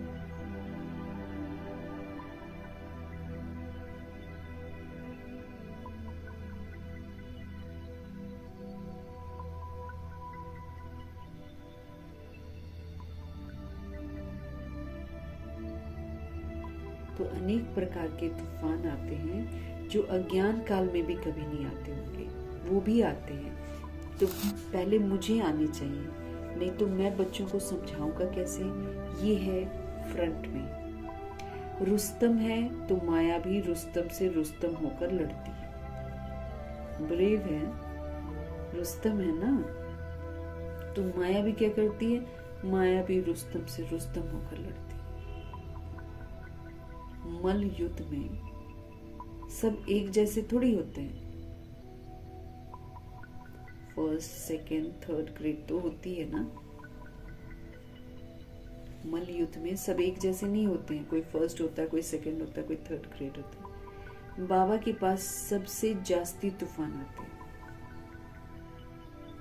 बाबा के पास, ब्रह्मा जी के पास सबसे जास्ती तूफान आते हैं। इसलिए बाबा कहते हैं इन तूफानों से डरो मत। अब वो एक्सपीरियंस करते हैं, उसमें से पार होते हैं, फिर हमको भी सिखाते हैं कि कोई नहीं, डरो मत, आते हैं, ये पेपर है, कमियां हैं जो बाहर निकलती हैं, बस इसको यूज नहीं करना है। ऐसा बाबा पहले सबको समझाते हैं। तो बाबा के पास सबसे जास्ती तूफान आते हैं। इसलिए बाबा कहते हैं इन तूफानों से डरो मत। सिर्फ क्या करो, कर्म इंद्रियों से कोई विकर्म मत करो। तो कई कहते हैं ज्ञान में आए हैं ना, तो ये क्यों होता है, इससे तो ज्ञान नहीं लेते तो अच्छा था। कई सोच तंग आ जाती है थोड़ा सा, तो फिर क्या बोलती हैं, ज्ञान में आए हैं तो ये क्यों होता है, इससे तो ज्ञान नहीं लेते तो अच्छा था, संकल्प ही नहीं आते। अरे बाबा कहते हैं ये तो युद्ध है ना, युद्ध में जीतना है। हार और जीत का ये खेल है, इसमें जीतना है। तो युद्ध है, अपनी ही कमियों से युद्ध है कि कमियां आएंगी, मेरे को पता भी तो चलेगा ना मेरे अंदर क्या कमी है। कमियां आएंगी, बस उसको यूज नहीं करना है और अपने आप को क्लीन क्लियर करना है।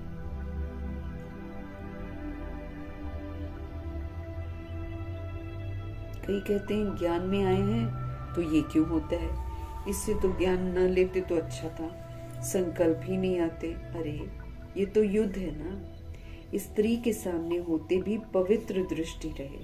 समझना है शिव बाबा के बच्चे हम भाई भाई हैं। फिर प्रजापिता ब्रह्मा की संतान होने से ब्रदर सिस्टर हो जाते हैं। प्योरिटी के लिए ये युक्ति बाबा अपनाते हैं। इस वक्त ईश्वरीय परिवार रचते हैं और ईश्वरीय परिवार रचकर शिव पिता परमात्मा हम आत्मा को पवित्र रहने की युक्ति बताते हैं कि अगर हम प्रजापिता के बच्चे हो जाते हैं तो फिर हम ब्रदर सिस्टर हो जाते हैं, और अगर हम शिव बाबा के बच्चे होते हैं तो हम आत्मा आत्मा बिंदी बिंदी भाई भाई हैं।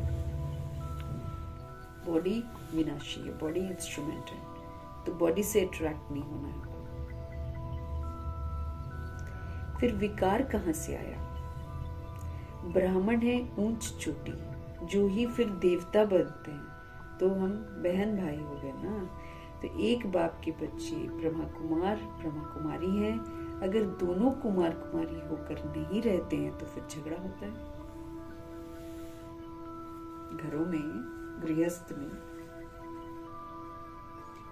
दोनों अगर कुमार कुमारी, एक बॉडी देख रहा है एक बॉडी नहीं देख रहा है, तो दोनों जब कुमार कुमारी होकर नहीं रहते हैं तो फिर क्या होता है, तब होते हैं झगड़े, खिटपिट होती है। एक चलेगा एक नहीं चलेगा, दिक्कत होती है ना। फिर अबलाओं पर अत्याचार होते हैं, फिर कई तो अत्याचार भी करने शुरू कर देते हैं। पुरुष भी लिखते हैं हमारी स्त्री तो जैसे पूतना है।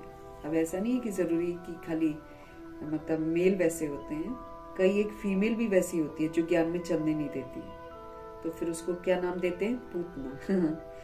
अब रामायण में और महाभारत में जो नाम है ना, वो सारे अभी के कैरेक्टर्स पर फिट होते हैं, है ना। राज्य सत्ता वाले सारे रावण हैं, कंस है, जरासंधी है, धृतराष्ट्र है, दुर्योधन है, दुशासन है, सारे मौजूद हैं।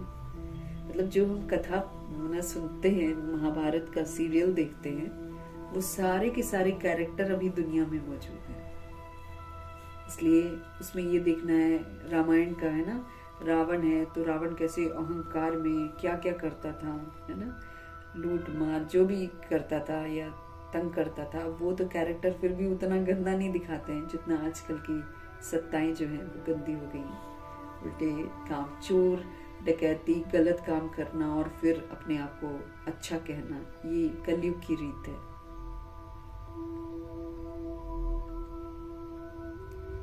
तो बाबा कहते हैं अगर दोनों कुमार कुमारी होकर नहीं रहते हैं तो फिर झगड़े होते हैं। अबलाएं जो होती हैं फिर उन पर अत्याचार भी होते हैं। पुरुष भी लिखते हैं हमारी स्त्री तो जैसे कि पूतना है, बड़ी मेहनत है, बड़ी मेहनत है। जवानों को तो बहुत मेहनत होती है, यंग जो होते हैं, एक तो होता है एक पर्टिकुलर पीरियड होता है, हालांकि आजकल वो भी गड़बड़ है। 92 ईयर ओल्ड मैन है, उसको अभी बच्चा हुआ है, मतलब उसको जिससे शादी उसने करी, उसने 92 ओल्ड बॉडी वाले ने 37 ओल्ड बॉडी से शादी करी और उसको बेटा हुआ कल। अब देखो विकार में 92 की बॉडी में भी सोल्स जा रही है, तो वानप्रस्थी कहाँ बनी है।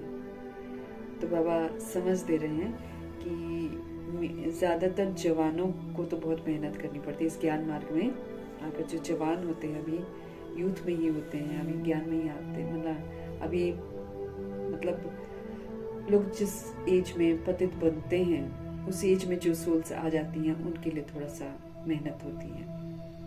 और जो गंधर्वी विवाह कर इकट्ठे रहते, कमाल है उन की, है ना। आजकल थोड़ा खेल समझ लिया इसको, लेकिन गंधर्वी विवाह करने का एग्जाम्पल रमेश भाई ने दिया है ना। रमेश भाई और उषा बहन, शुरू में बाबा 1-2 का करवाया बाबा ने, ज्यादा नहीं कर रहे, ये नहीं कि सब करने लग जाओ। 1-2 का जिनके लिए बड़ी दिक्कत थी और जो ज्ञान में वाकई चलना चाहते थे, वो तो बाबा की मौजूदगी में था ना सब कुछ, तो उन्होंने पूरा निभाया। तो बाबा कहते जो गंधर्वी विवाह करके इकट्ठे रहते, कमाल उन्हों की है, उन्हों का बहुत ऊंच मर्तबा हो सकता है, परंतु जब ऐसी अवस्था धारण करे तब, पवित्रता की अवस्था धारण करे तब, ज्ञान में तीखे हो जाए। रमेश भाई तो अच्छा ज्ञान में चलते थे, बाबा के साथ साथ रहते थे, सेवाओं में रहते थे। अच्छा, मीठे मीठे सिकिलिदे बच्चों प्रति माता पिता बाप दादा का याद प्यार और गुड मॉर्निंग। रूहानी बाप की रूहानी बच्चों को नमस्ते। हम रूहानी बच्चों की भी रूहानी बाप को दिल से, जान से, सिख से, प्रेम से, अदब से, पूरी रिस्पेक्ट से, पूरी रिगार्ड से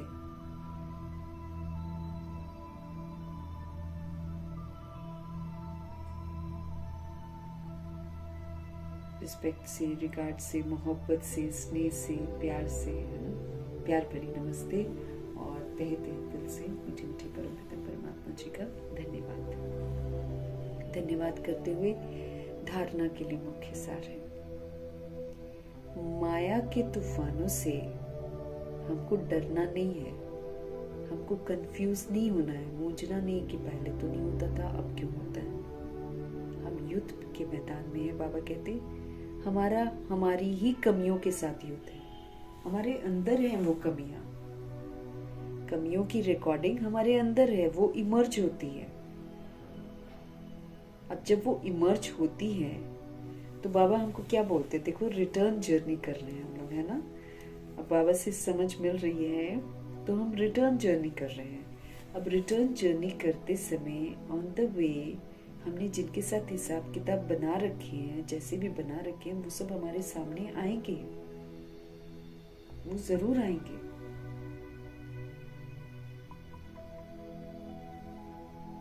हमको शांत, स्थिर, अचल, अडोल रहकर उसको पार करना है। इसी तरीके से संकल्प उल्टे आएंगे, लेकिन हमको शांत स्थिर होकर उसको परिवर्तन कर देना है, शुभ के साथ परिवर्तन कर देना, बाबा की याद से परिवर्तन कर देना। तो माया के तूफानों से हमको बिल्कुल डरना नहीं है, हमको मूंझना भी नहीं है। सिर्फ हमको ध्यान रखना है कि जो मेरे मन में संकल्प आ रहे हैं या जो माया का तूफान आ रहा है, उसको मुझे कर्म इंद्रियों से नहीं करना है बस, क्योंकि जहां मैंने उसको कर्मा में कर दिया वहां मेरा पाप कर्म बन गया। उल्टे उल्टे ख्यालात आएंगे, लेकिन उन उल्टे ख्यालातों को अमल में नहीं लाना है, मतलब प्रैक्टिकल में नहीं करना है, कर्म इंद्रियों से नहीं करना है, तो फिर बच जाएंगे। तो माया के तूफानों से डरना व मूंझना नहीं है, हमको सिर्फ ध्यान रखना है कि कर्म इंद्रियों से कोई हम पाप कर्म न करें। ज्ञान सागर बाबा हमको पढ़ाते हैं, इसी खुशी में हमको रहना है। ज्ञान सागर परमपिता परमात्मा हमको पढ़ाते हैं, हमको इसी खुशी में रहना है।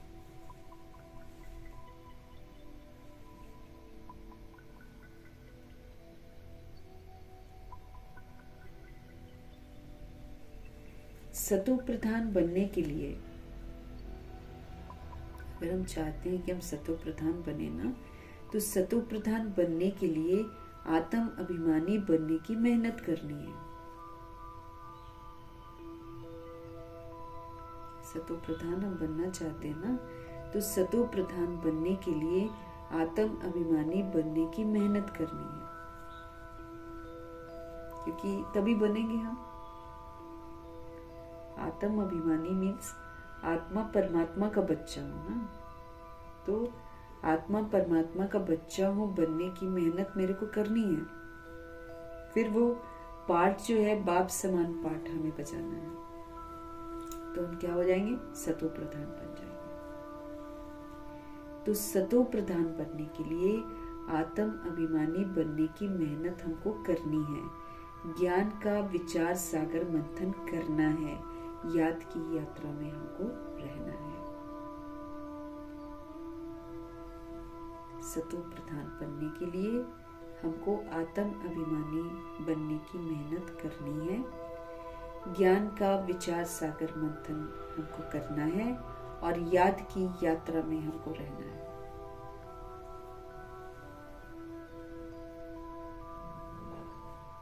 ये हमारा होमवर्क है ना, धारणा हमारा होमवर्क होता है। पूरी मुरली से हमको ज्ञान योग धारणा सेवा की समझ मिलती है ना। और फिर धारणा में बाबा पॉइंट्स ऐसे डालते हैं जिसको हमको सहज हो कि सारा दिन हम इस पर अटेंशन रखें। तूफान बहुत आएंगे, कंफ्यूज बिल्कुल नहीं होना है।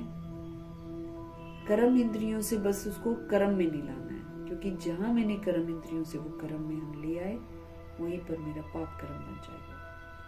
ज्ञान सागर बाबा हमको पढ़ाते हैं, इस खुशी में हमको रहना है।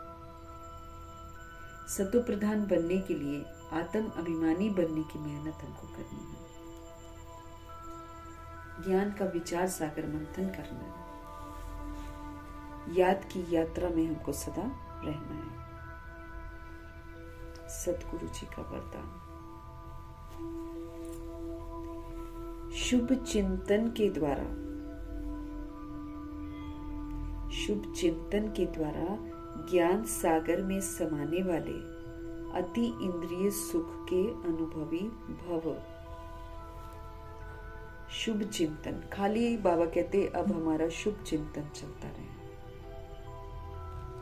तो शुभ चिंतन के द्वारा ज्ञान के सागर में समा जाओ और अति इंद्रिय सुख का अनुभव करो।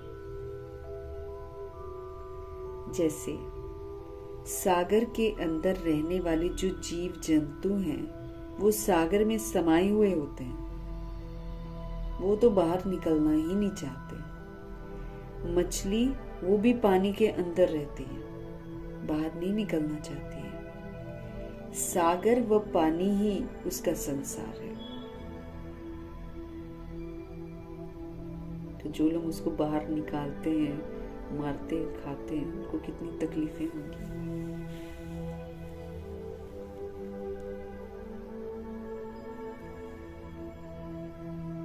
तो सागर व पानी ही उसका संसार है। ऐसे आप बच्चे भी शुभ चिंतन के द्वारा ज्ञान सागर बाप में सदा समाये रहो। ऐसे आप बच्चे भी शुभ चिंतन के द्वारा ज्ञान सागर बाप में सदा समाये रहो। जब तक सागर में समाने का अनुभव नहीं किया है, तब तक अति इंद्रिय सुख के झूले में झूलने का, सदा हर्षित रहने का अनुभव नहीं कर सकेंगे।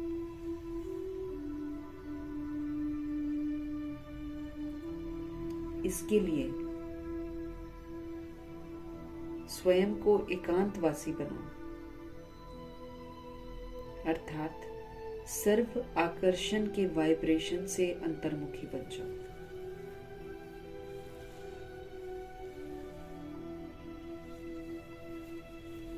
चिंतन करो, ज्ञान सागर में समाने वाले अति इंद्रिय सुख के अनुभवी बनो। जैसे सागर के अंदर बाबा कहते हैं जो जीव जंतु रहते हैं वो अंदर में ही समाये रहते हैं, वो बाहर तो निकलना ही नहीं चाहते हैं। मछली भी पानी के अंदर ही रहती है, सागर व पानी ही उसका संसार है। तो जैसे आप बच्चे भी शुभ चिंतन के द्वारा ज्ञान सागर बाप में सदा समाये रहो। अगर हम शुभ चिंतन करते जा रहे हैं ना तो हम बाबा के साथ हैं, फिर हम अति इंद्रिय सुख का अनुभव करेंगे, क्योंकि बाबा चाहते हैं शुभ शुभ ही हम सोचें, सारे अशुभ को शुभ सोच सोच के ही हम ठीक करें।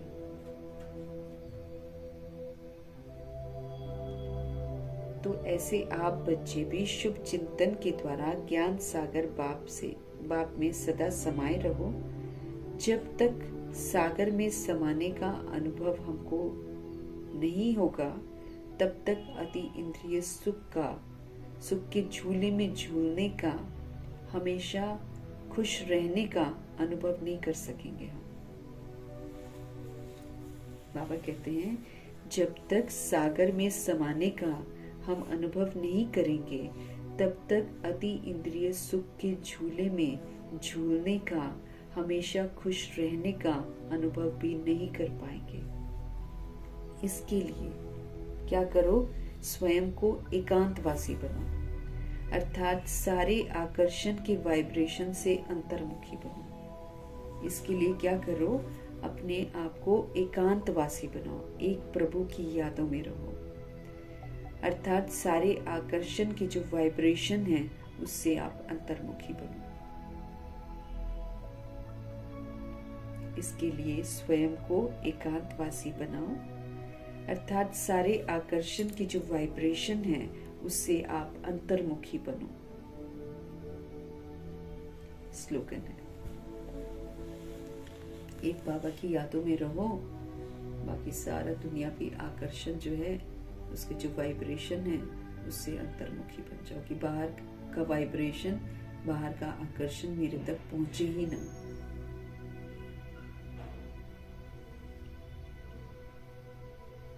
अपने चेहरे को ऐसा चलता फिरता म्यूजियम बनाओ जिसमें बाप बिंदु दिखाई दे। अपने चेहरे को बाबा कहते हैं ऐसा चलता फिरता म्यूजियम बना दो कि लोग जब देखें तो उन्हें शिव बाबा दिखाई दे, क्योंकि बाबा जो सीरत हमको सिखाते हैं वो सीरत जब हमारे में आएगी तो वो दिखाई भी तो देगी, रूहानियत दिखाई देगी, परमात्मा की याद का अनुभव होगा लोगों को। तो बाबा कहते हैं आप अपने मन धारणा की तरफ ध्यान खिंचवा रहे हैं कि आप अपने चेहरे को ऐसा चलता फिरता म्यूजियम बना दो जिससे कि बाप बिंदु दिखाई दे। अव्यक्त इशारे हैं। अशरीरी व विदेही स्थिति का अभ्यास अब बढ़ाओ। अशरीरी स्थिति का अभ्यास बढ़ाओ, विदेही स्थिति का अभ्यास बढ़ाओ। अपने को शरीर के बंधन से न्यारा बनाने के लिए अपने को अवतार समझो। अपने को शरीर के बंधन में है ना हम सब, तो अपने को शरीर के बंधन से न्यारा अगर बनाना चाहते हो, डिटैच होना चाहते हो, तो बाबा कहते हैं अपने आप को अवतार समझो। अवतार तो अवतरित होता है ना, ऊपर से आता है। अवतार हूं इस स्मृति में रहकर शरीर का आधार लेकर कर्म करो।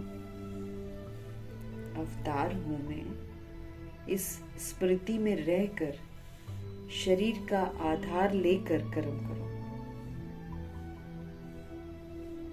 लेकिन कर्तापन के भान से न्यारे होकर कर्म करो। मैंने किया, मैं करता हूं, इस संकल्प को भी समर्पित कर दो। मैंने कुछ किया या फिर मैं करता हूं,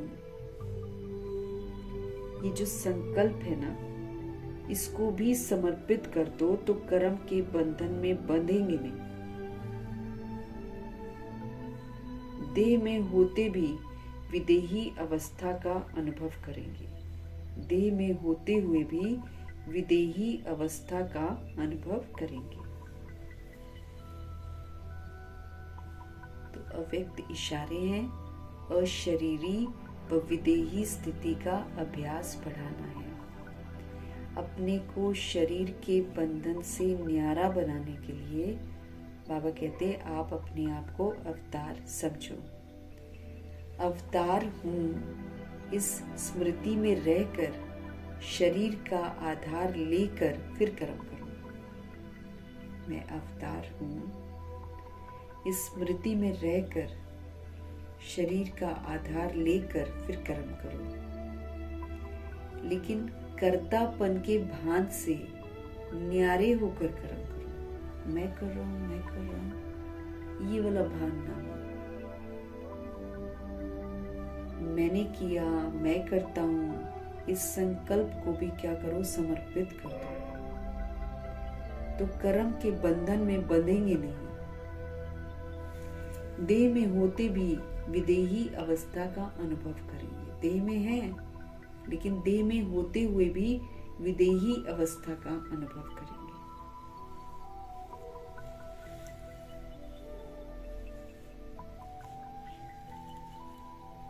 तो अपने को शरीर का बंधन है, हमारे अंदर है ना, तो हम क्या कहेंगे, मैं अवतार हूं, मैं अवतरित हुई हूं।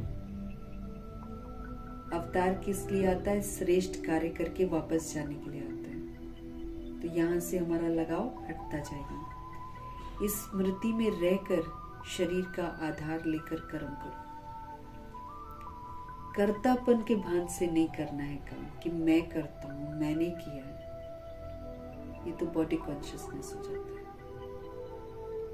इस संकल्प को भी बाबा कहते समर्पित कर दो कि मैं करता हूं या मैंने किया है।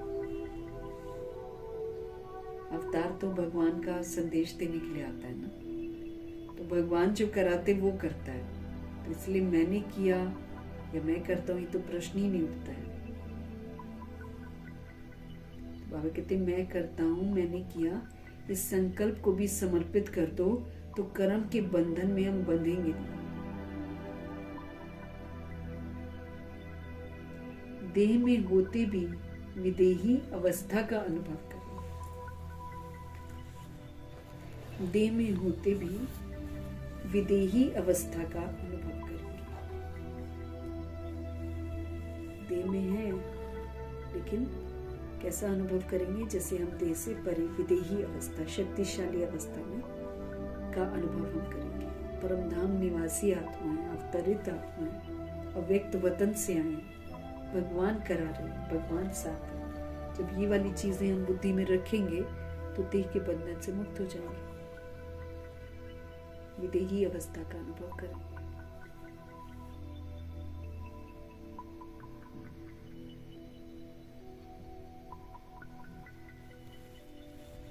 मीठे परमात्मा जी का धन्यवाद करेंगे, ब्रह्मा माँ का धन्यवाद, जगदम्बा माँ का धन्यवाद, अष्टरत्नों का धन्यवाद, नवग्रहों का धन्यवाद, एडवांस पार्टी की सारी सोच का धन्यवाद, बची हुई जितनी भी आत्माएं हैं सबका धन्यवाद, पांचों तत्वों का धन्यवाद, ड्रामा का धन्यवाद, प्रकृति का धन्यवाद, माया का धन्यवाद, यमदूत का धन्यवाद, करोड़ों की आबादी का धन्यवाद, साधनों का धन्यवाद, साधन बनाने वालों का धन्यवाद, साथ में रहने वाली सोच का धन्यवाद, सहयोगी आत्माओं का धन्यवाद।